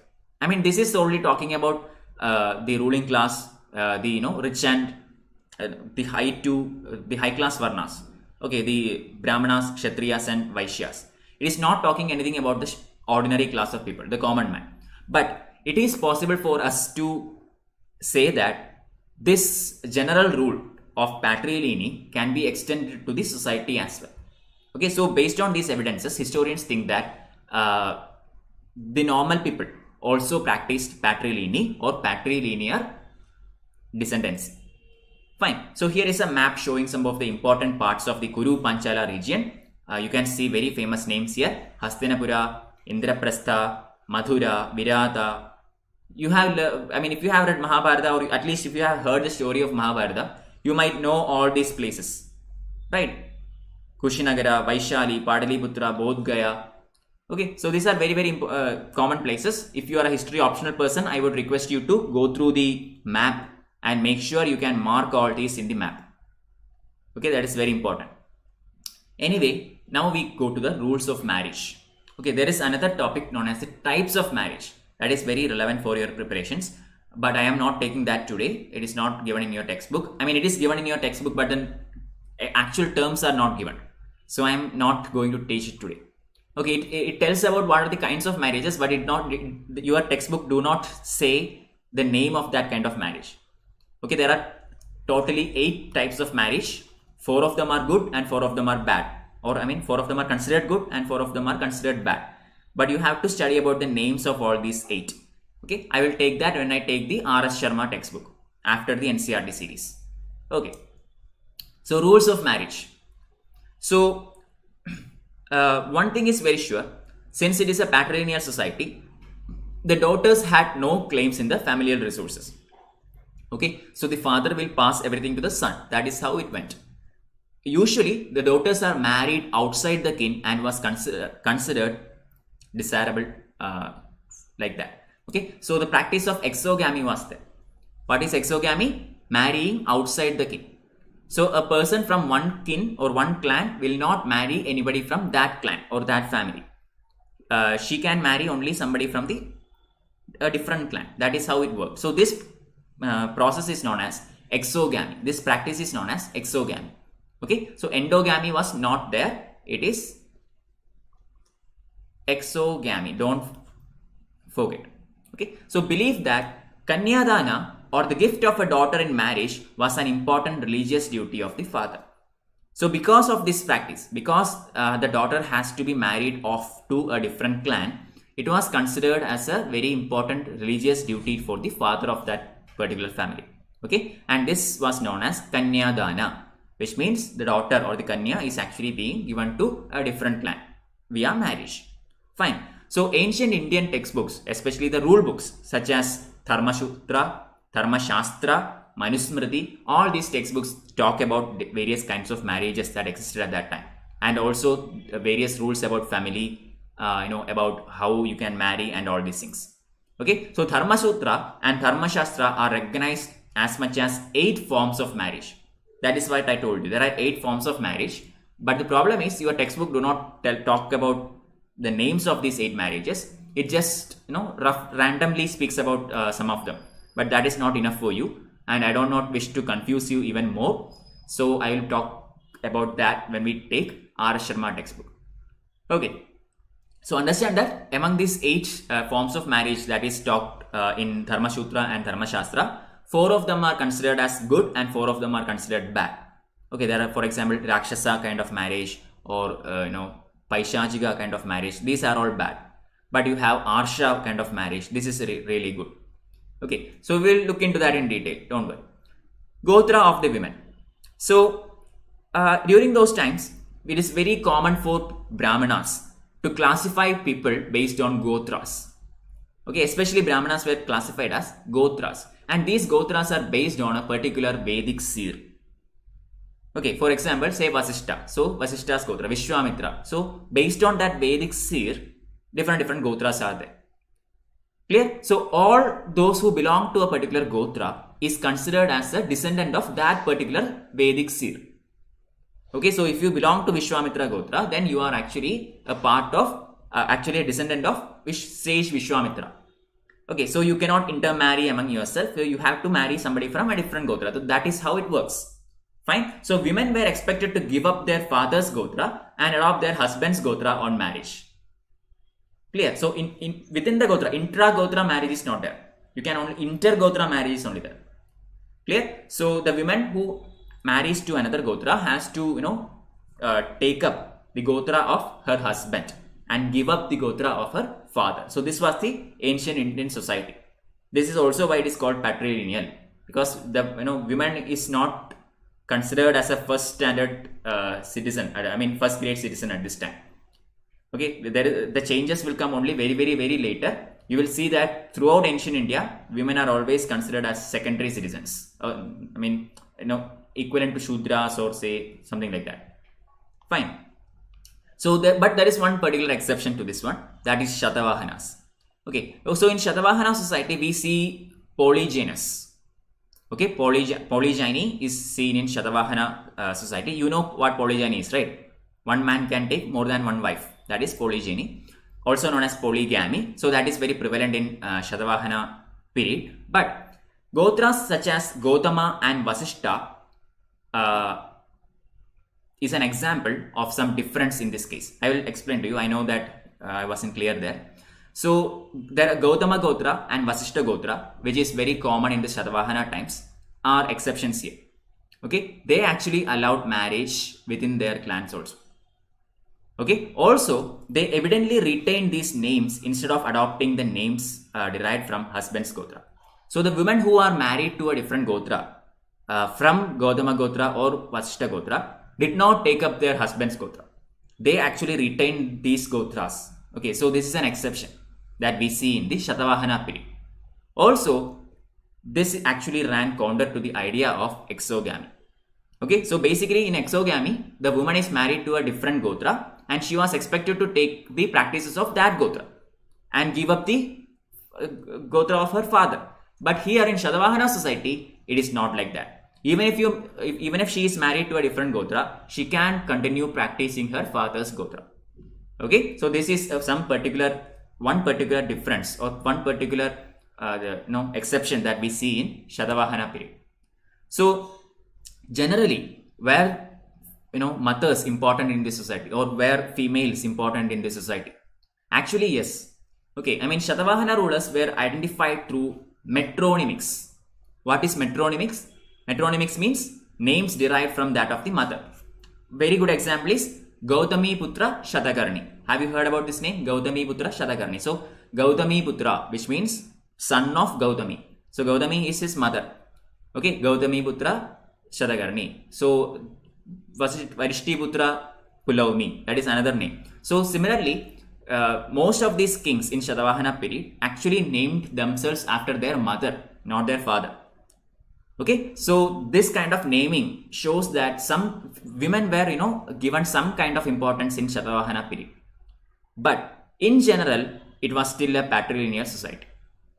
Okay, Shatavahana system in general is still patrilineal, although we see some kind of, liberalism towards women in some way. Okay, but matrilineal society is seen in Pandyan system. Okay, you know about South Indian kingdoms, right? Cholas, Cheras, Pandyas, etc. So in Pandyas, we see some kind of matrilineal system. Fine. So social differences within and beyond the framework of caste. So we already have Varna system, we already have this different gender discrimination, etc., etc. But now we see that a new kind of discrimination is being introduced. This is known as the caste system. So basically, this is hierarchically ordered social categories. That's it. Based on this society and based on how people see a different group, we actually hierarchically place various groups together. And this hierarchy is known as the caste system. Okay, so one group of people is beneath the other group, another group is above the group. So this kind of hierarchical system, very bad, but unfortunately it's there. Okay, so ideal order was laid down by Dharma Sutras and Dharma Shastras. Okay, so this caste system was actually a contribution by the Brahmanas. Okay, it evolved because of this the dominance of Brahmanas and in other Kshatriyas.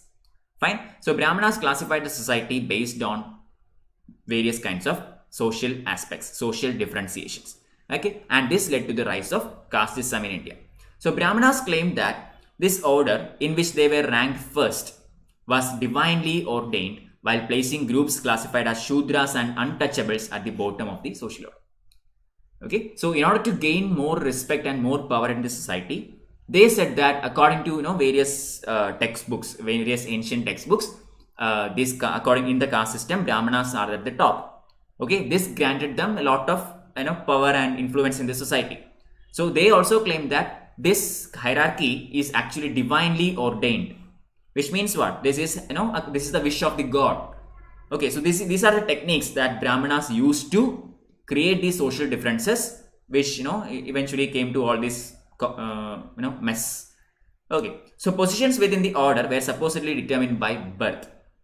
So earlier we see that in the Vedic society, it was possible for one person to change his Varna based on his occupation. Occupation was the main criteria there, based on which a person was put into a particular Varna. But now, once caste system started emerging, it was based on birth, not occupation. So if you are born in a Shudra family, or if you are born in a particular caste, till death you are that caste. There is no flexibility between castes. Clear? So this is about the caste system. Now, the right occupation. So as I have told you, occupation also was very important in determining a person's status in a society. If he is a very very wealthy, very rich person, obviously he have that kind of reputation and he will be placed in that kind of hierarchy in the society. But if he is a very poor person, nobody will care about him.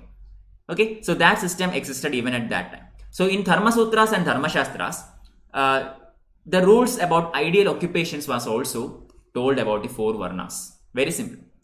Okay, Brahmana, Kshatriya, Vaishya, Shudra. These 4 Varnas had some occupations on their own. They were not supposed to do the job of another Varna.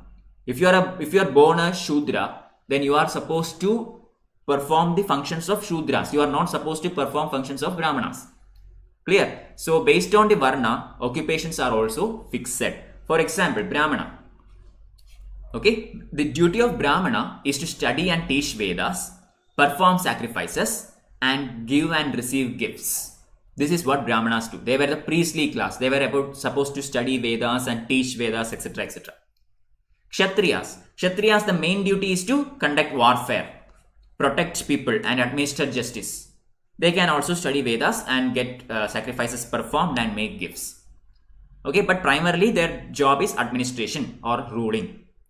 Thirdly, last three occupations were also assigned to Vaishyas, who were in tradition expected to engage in agriculture, pastoralism, and trade.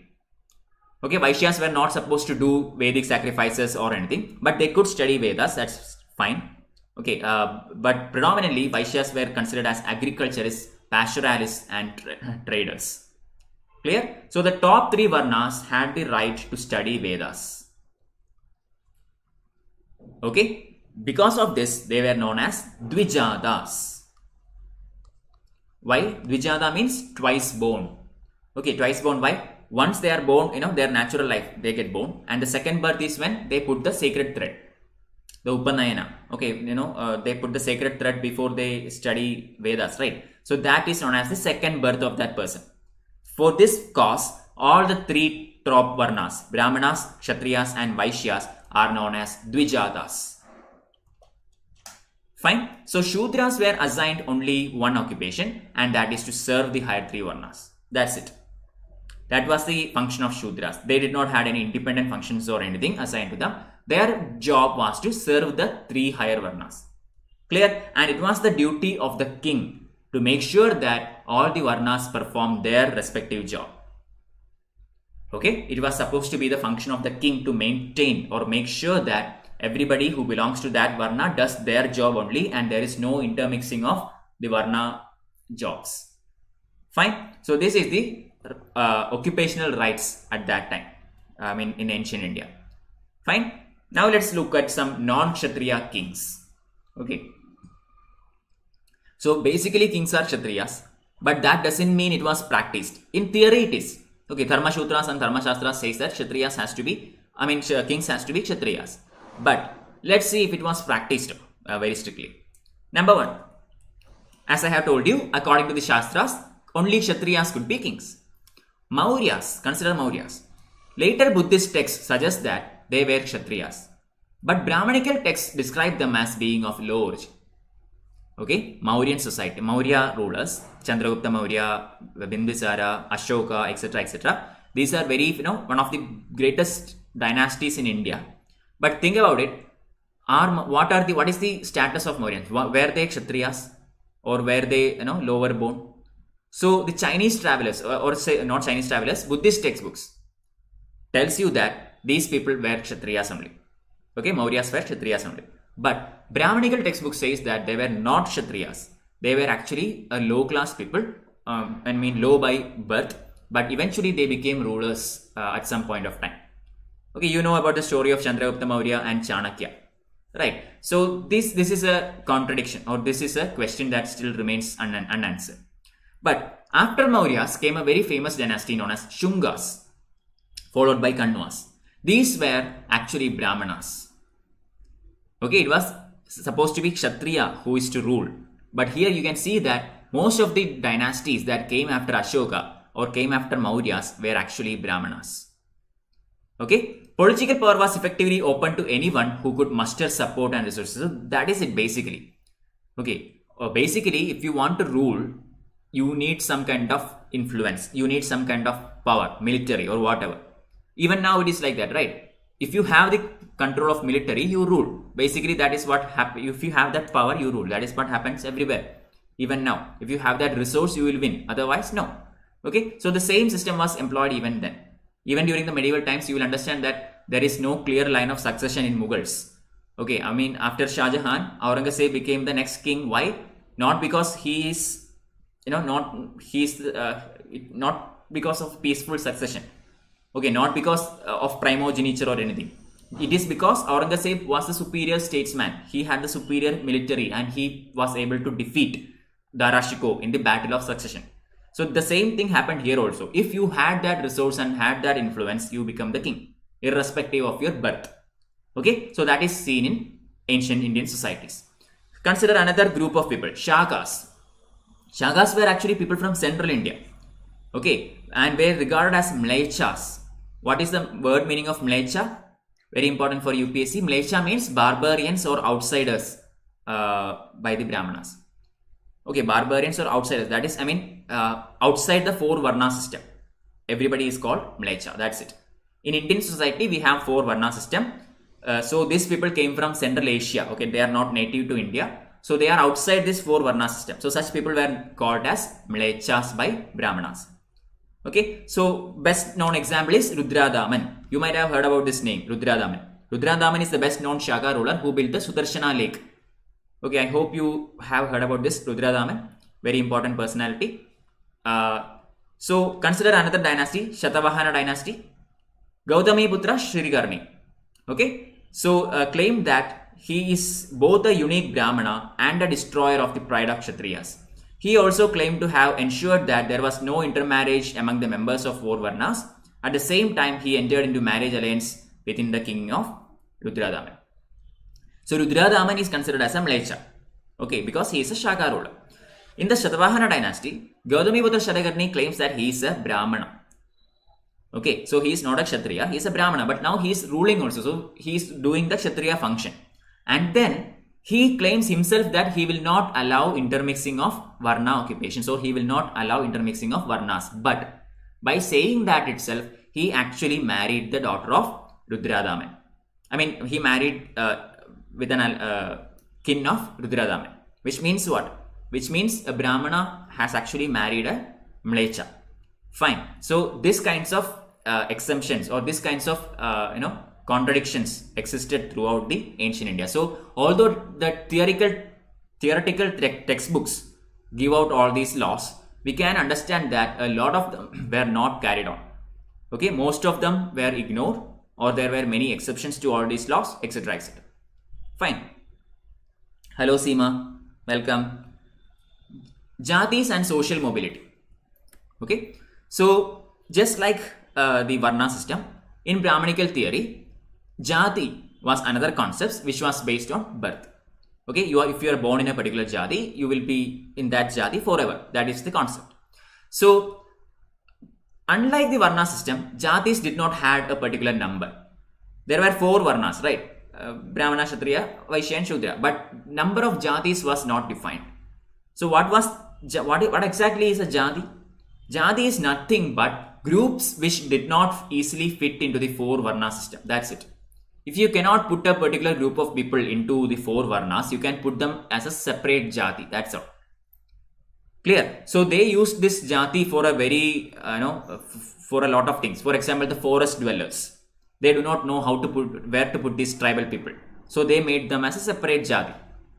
Okay, so similarly, based on their job, based on their occupation, if they cannot be put into a particular Varna, they were organized as a separate Jati, that's all. So Jatis which shared a common occupation or profession were sometimes organized into Shrenis or guilds.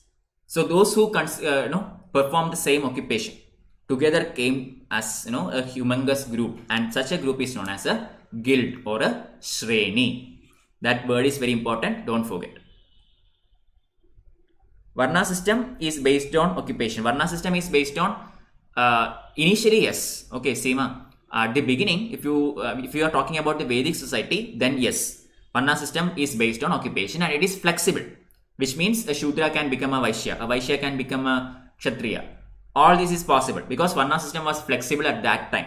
But eventually, in the later Vedic period on so on, it became extremely rigid, which means even Varna system became based on birth, not occupation.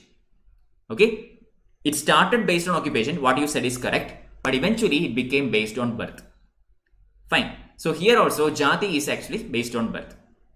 Now, some of the famous examples include the Mandsaur inscription in Madhya Pradesh, records the history of a guild of silk weavers who originally lived in Lata of Gujarat, from where they migrated to Mandsaur and they came to be known as the Dashaputra. That is an example of what I just said. Okay, of the Jatis. Members shared more than a common profession. They collectively decided to invest their wealth, earn through their craft, construct a splendid temple in honor of their sun god, etc. etc. So, whenever a Jati is thus formed, the members of that Jati together functioned as a separate social group. But there is there is correlation among the members, but they functioned as a separate group. Okay, but within the Jati, they collectively decided to invest their wealth. They earned their enough through their craft, etc. etc. They had their own god. They built their own temples. Clear? So even now that exists. The caste system, the Jati system are all very prevalent even in India right now. So no need to explain further. So beyond the four Varnas, the integration. So populations whose social practices were not influenced by Brahmanic ideas. So as I have told you, most of the theoretical textbooks in the ancient past were not followed strictly. Okay, some parts were followed, some were ignored. There were plenty of exceptions for everything. But here we see that there were some practices that was not influenced by Brahmanical ideas. All these textbooks, Dharma Shastra, Dharma Sutra, all these are Brahmanical textbooks, okay, written by Brahmanas. But there were people who were opposed to all these things. For example, Buddhism and Jainism came up as a result of this objection. Fine. So, Sanskrit texts described as odd, uncivilized, or even animal-like, these Dharma Sutra, Dharma Shastra, etc. often considered people such as forest dwellers, nomadic people, the hunters, etc. These kinds of people were looked like, considered as uncivilized or barbaric. They were sometimes even considered as untouchables. Clear? So they were actually kept out of the major Varna system. Okay, I mean they were not even considered as Shudras. They were considered as untouchables. It is a category that is even below Shudra. Fine. So this category is considered as a category beyond the four Vedas. Fine. Sometimes those who spoke on non-Sanskrit languages were labeled as Mlechas and looked down upon. So Sanskrit and allied languages were considered as the predominant language or considered as a pure language. Okay, so anything that is not Sanskrit or not related to Sanskrit is considered as a Mlecha language which came from outside India.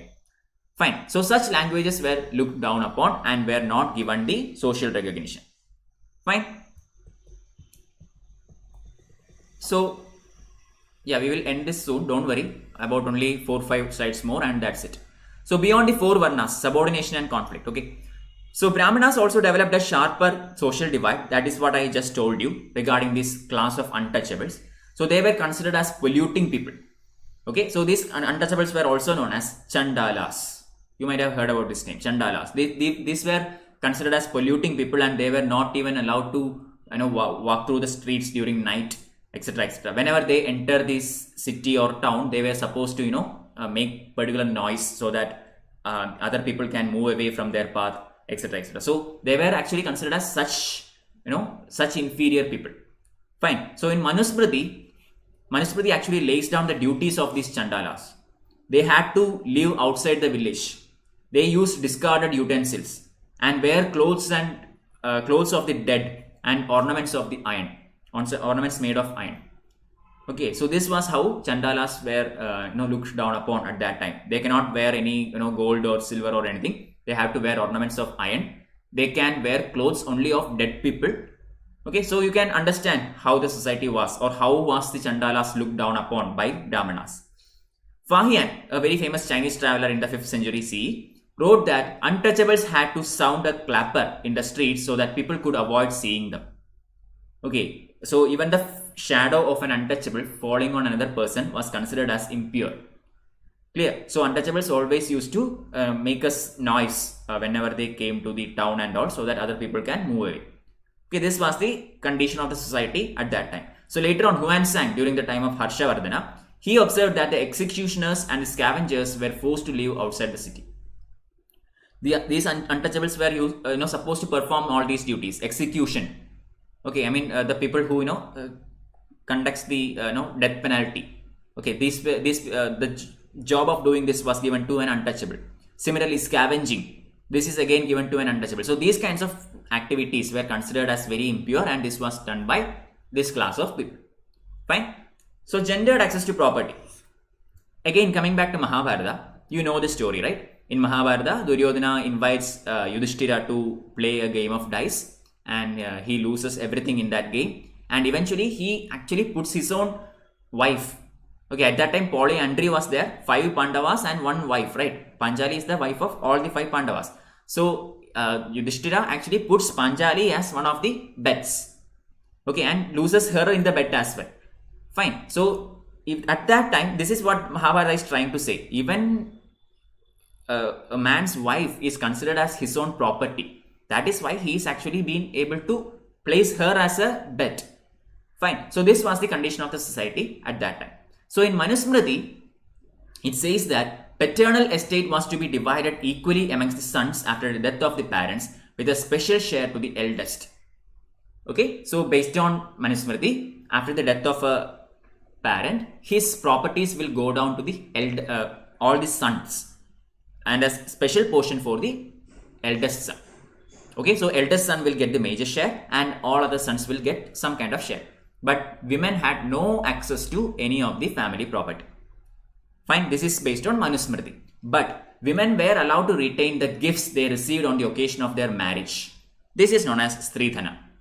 Okay, although modern day Stridhana is something different. This is not dowry. Okay, dowry is different. This one is different. So here Stridhana means women's wealth. Okay, right now although it still means women's wealth, it is used in a different method. Okay, but here according to Manusmriti, everything that the woman gets during her marriage is of hers. The husband has no right to it. Clear? So this could be inherited by their children. Okay, I mean after this woman dies, all the property of this woman will go to her children, but the husband cannot have any claim on it. Okay, so this is known as Stridhana. Now, Manusmriti warned women against hoarding familiar property or even their own valuables without her husband's permission. Again, here again woman is discriminated. How? Because although all these are her own properties, Manusmriti actually wants women not to hoard all these properties without the permission of her husband. So again, here also, woman is considered as a property of her husband. Husband is considered as the master of the woman. Okay, so even I think you might have heard of this news. I mean, very recently, this Article 377 was taken down, right? That 397, I think, regarding adulteration. Okay, in that the adulteration clause was also the same.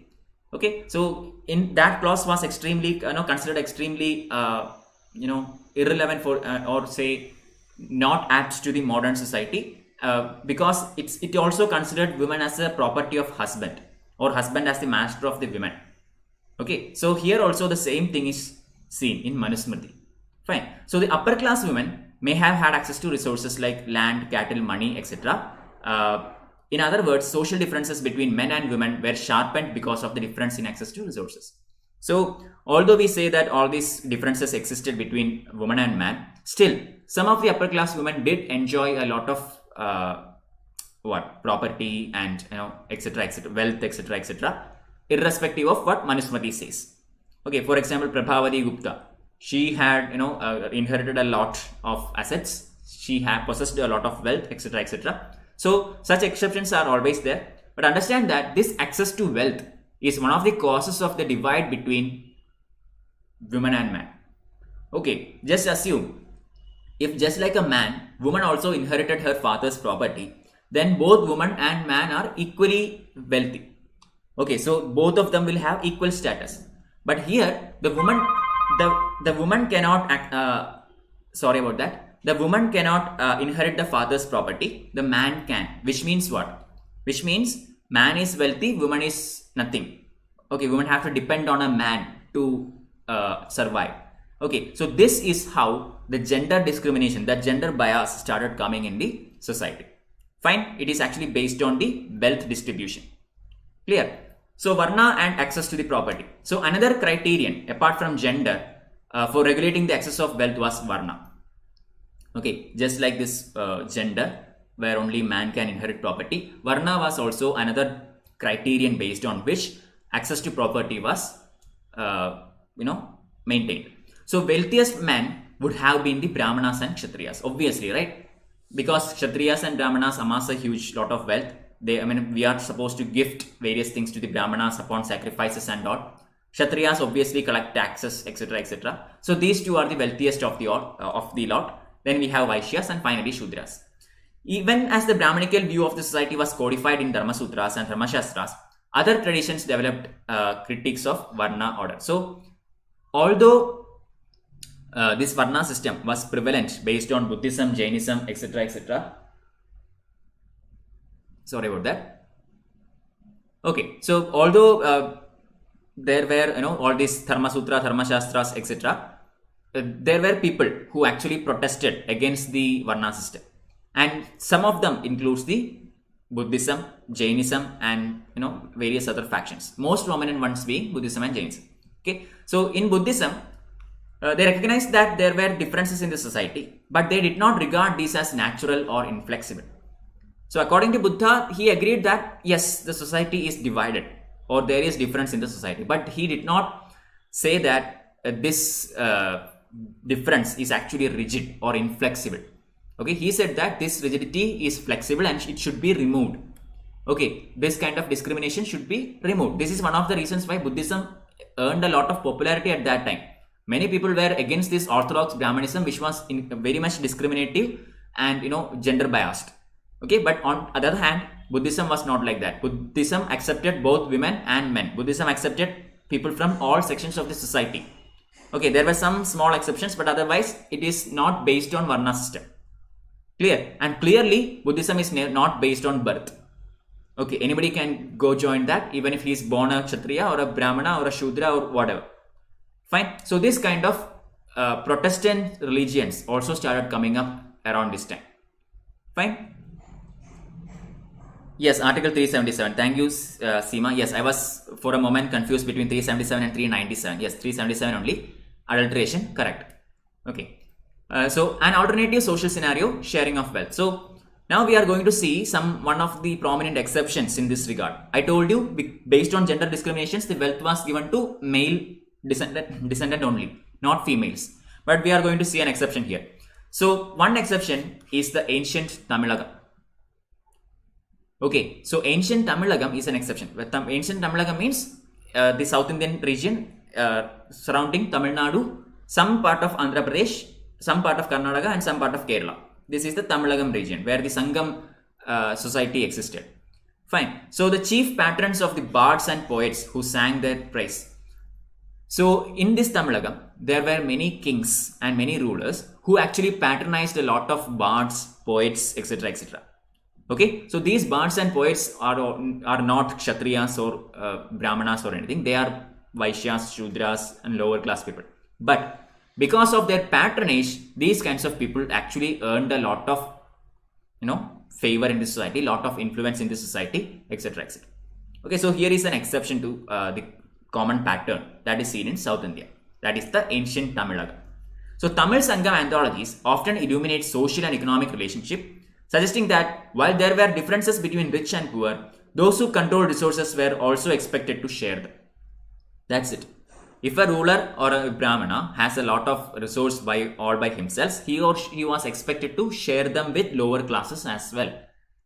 Okay, so that is the reason why the Tamil kings used to patronize these kinds of bards, poets, artists, etc. etc. so that this patronage will help them also benefit.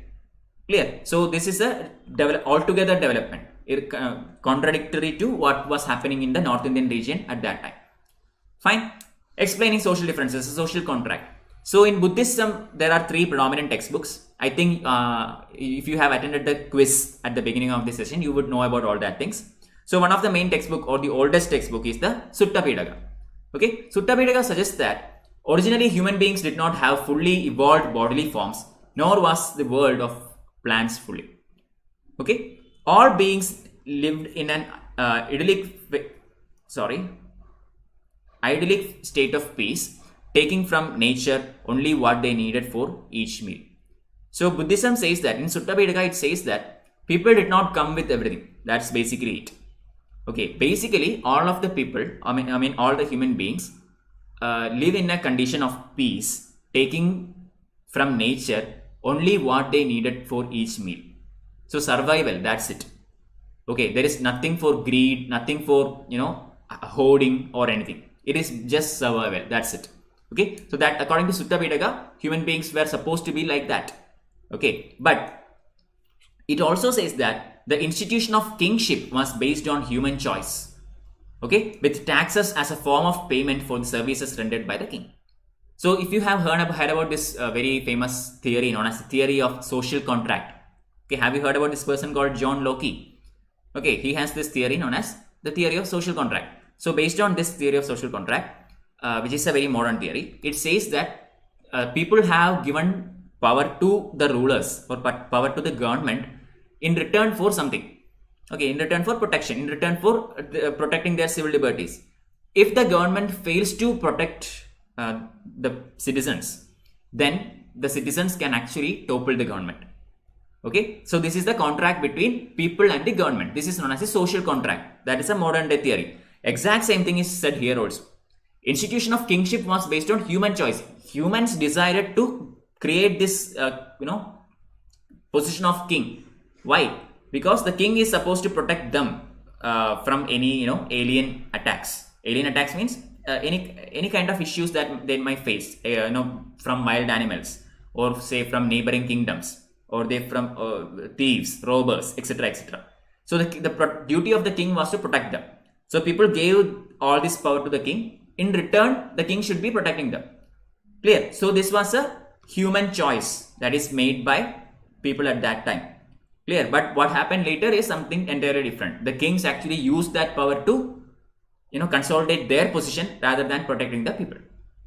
Okay, so it reveals recognition of human agency in creating and institutionalizing economic and social relations. So because the idea of kingship was postulated by human beings, by normal citizens, we have to understand that creating and institutionalizing this economic and social relations is actually a human choice. We created this. Okay, right now we have a government ruling India, we have a government ruling Kerala, we have a government ruling America, etc., etc. Why? Because the people of that country chose to put them there. That's it. Okay, so our actions, because we put them there, we can actually change them also. So we can change the economic and social relations in our society, because all this initially was the result of our own actions.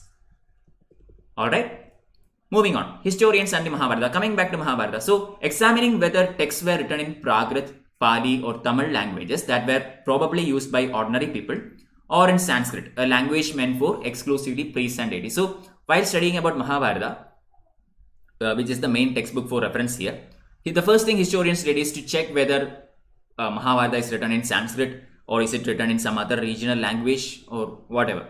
Okay, so if it is written in Sanskrit, it means that it is actually a work for the elitists. If it is written in, say, Pali or very some simple common languages, then it is supposed to be written for the people, the common language. Clear? Second thing they look at is the kinds of the text.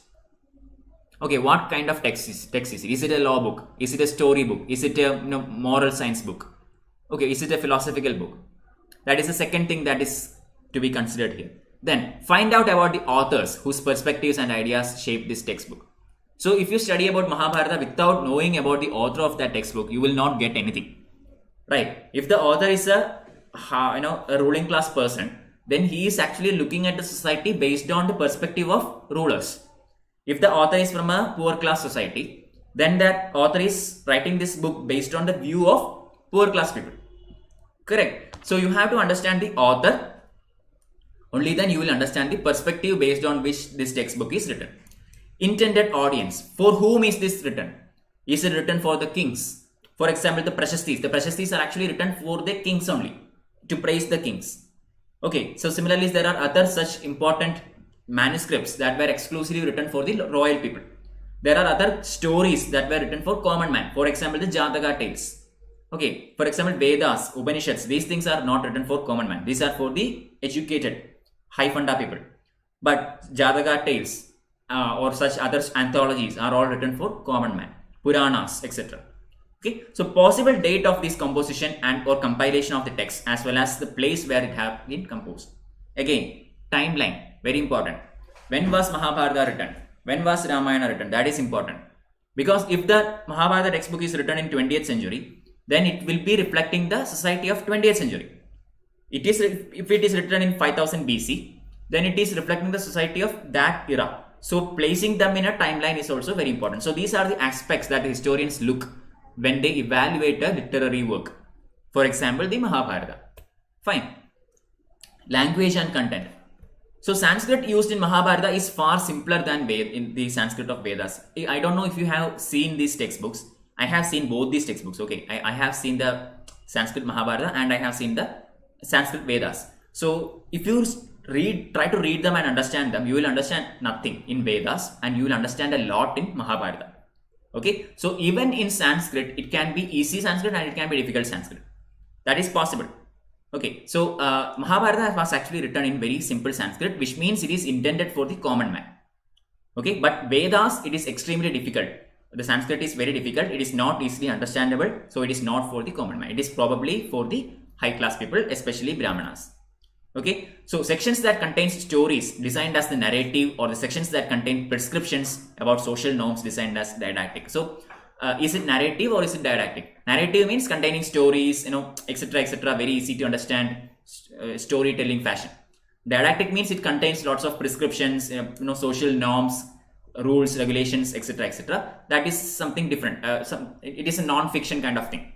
Didactic. Okay, so you have to understand what the content is, what the language is, etc., etc. So Mahabharata was meant to be dramatic, a moving story, and the didactic portions were probably added later.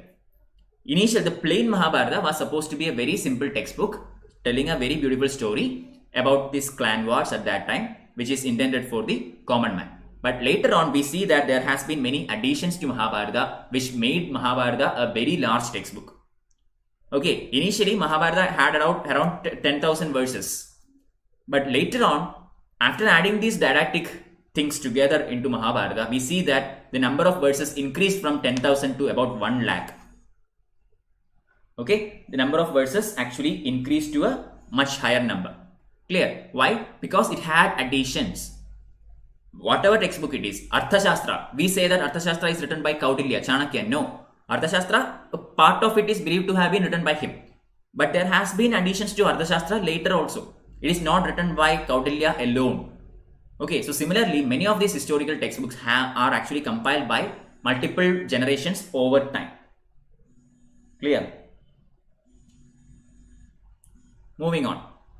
So yeah, in this slide I have already explained these points. That is why I straight away went to this one. Okay, original story was probably composed by charioteers, bards known as the Sudas. Okay, so as far as Mahabharata is concerned, we think that Mahabharata is actually written by charioteers. Charioteers, or the Sanskrit word is Sudas. Sudas means the people who who drive the chariot. That's it. So these people who were in the battlefield along with their kings as drivers to the kings wrote this Mahabharata, or at least composed this tale of Mahabharata, which was initially orally transmitted. The story was told from father to son, it was verbally transmitted. Eventually, very later, about 5th century BCE, the Brahmanas took over. And it is now when Mahabharata became a written document. Okay, initially it was a story that might have been orally or verbally transmitted between people, which was probably the stories told by the charioteers. But later on, once Brahmanas took over in 5th century BCE, the Mahabharata was written down as a document. Fine. So the original Mahabharata had around 10,000 verses, but later on, while adding these didactic things, the Mahabharata expanded into having about 1 lakh verses, and it is considered as one of the epics of India. So a dynamic text. This is the last slide. Okay, so the growth of Mahabharata did not stop with the Sanskrit version. We have to understand that although it is written in Sanskrit, it doesn't mean it is only written in Sanskrit. We can see translations, and variations in different regional Mahabharatas. The original Mahabharata Sanskrit textbook is something entirely different from what is available in English, or what is available in Malayalam or Tamil or Hindi or whatever. Okay, so the growth of this particular one story has actually multiple branches. Okay, based on language, based on the composer, based on author, based on the timeline, just like I have told you, right? Because based on all these things, all these criterions, we find a lot of dynamism in this particular story of Mahabharata. So several stories that originated in specific regions or circulated amongst certain people found their way into this epic. Correct? Each time the textbook is added, or each time a content is added to it, or each time it is translated, a new perspective comes to it. So the version that we have right now is may not be the original version, may not be what we think Vyasa actually wrote. Okay, I mean Mahabharata is considered to be written by Veda Vyasa, right? A person known as Vyasa. So the textbook he wrote and the textbook we have right now is entirely different. Okay, we have built upon the original story a lot. Fine. So the central story of the epic was often retold in different ways. Even right now, if you ask the Mahabharata story to a South Indian person, he will tell a story. If you ask the same story to a North Indian person, he will tell another story.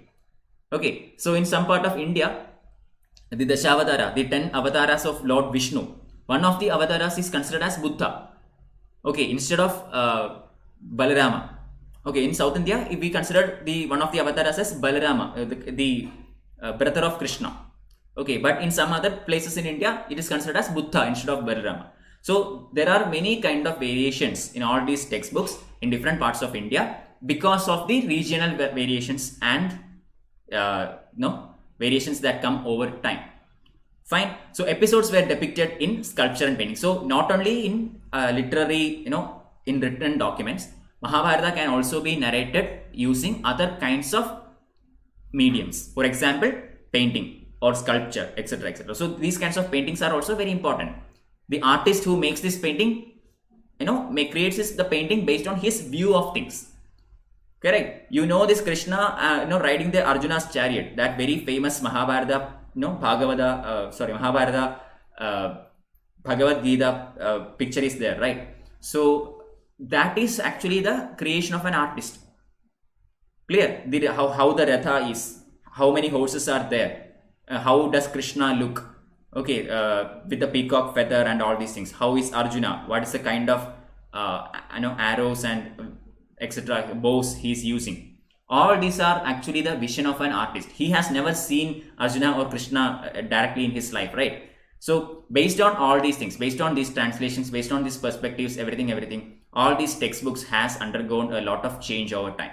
So whatever we know about all these textbooks right now is actually something that developed over a period of say 3000 years or maybe even 2500, 3000 years.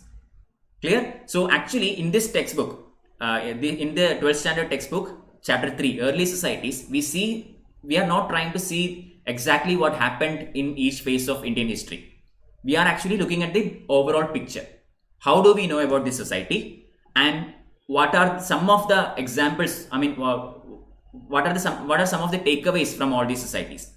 Okay, so we see some things about gender discrimination. We see some things about Varna discrimination, Jatis, castes, etc., etc. We see some people were treated as mlechas, some were treated as untouchables. We see how this discrimination started. Okay, discrimination did not start because of a social reason. It started because of economic reasons and then eventually became a social reason. Okay, how did Brahmanas came to power? How did Shudras go down in their ladder? How did Buddhism and Jainism come to the fore? Okay, so we are looking at the big picture, and I hope you have some clarity of understanding here. Clear? I am not expecting you to answer a prelims question based on this class, but I am expecting you to know. You will have enough information to crack different sentence statements if you have listened to this class. That's all I am asking about.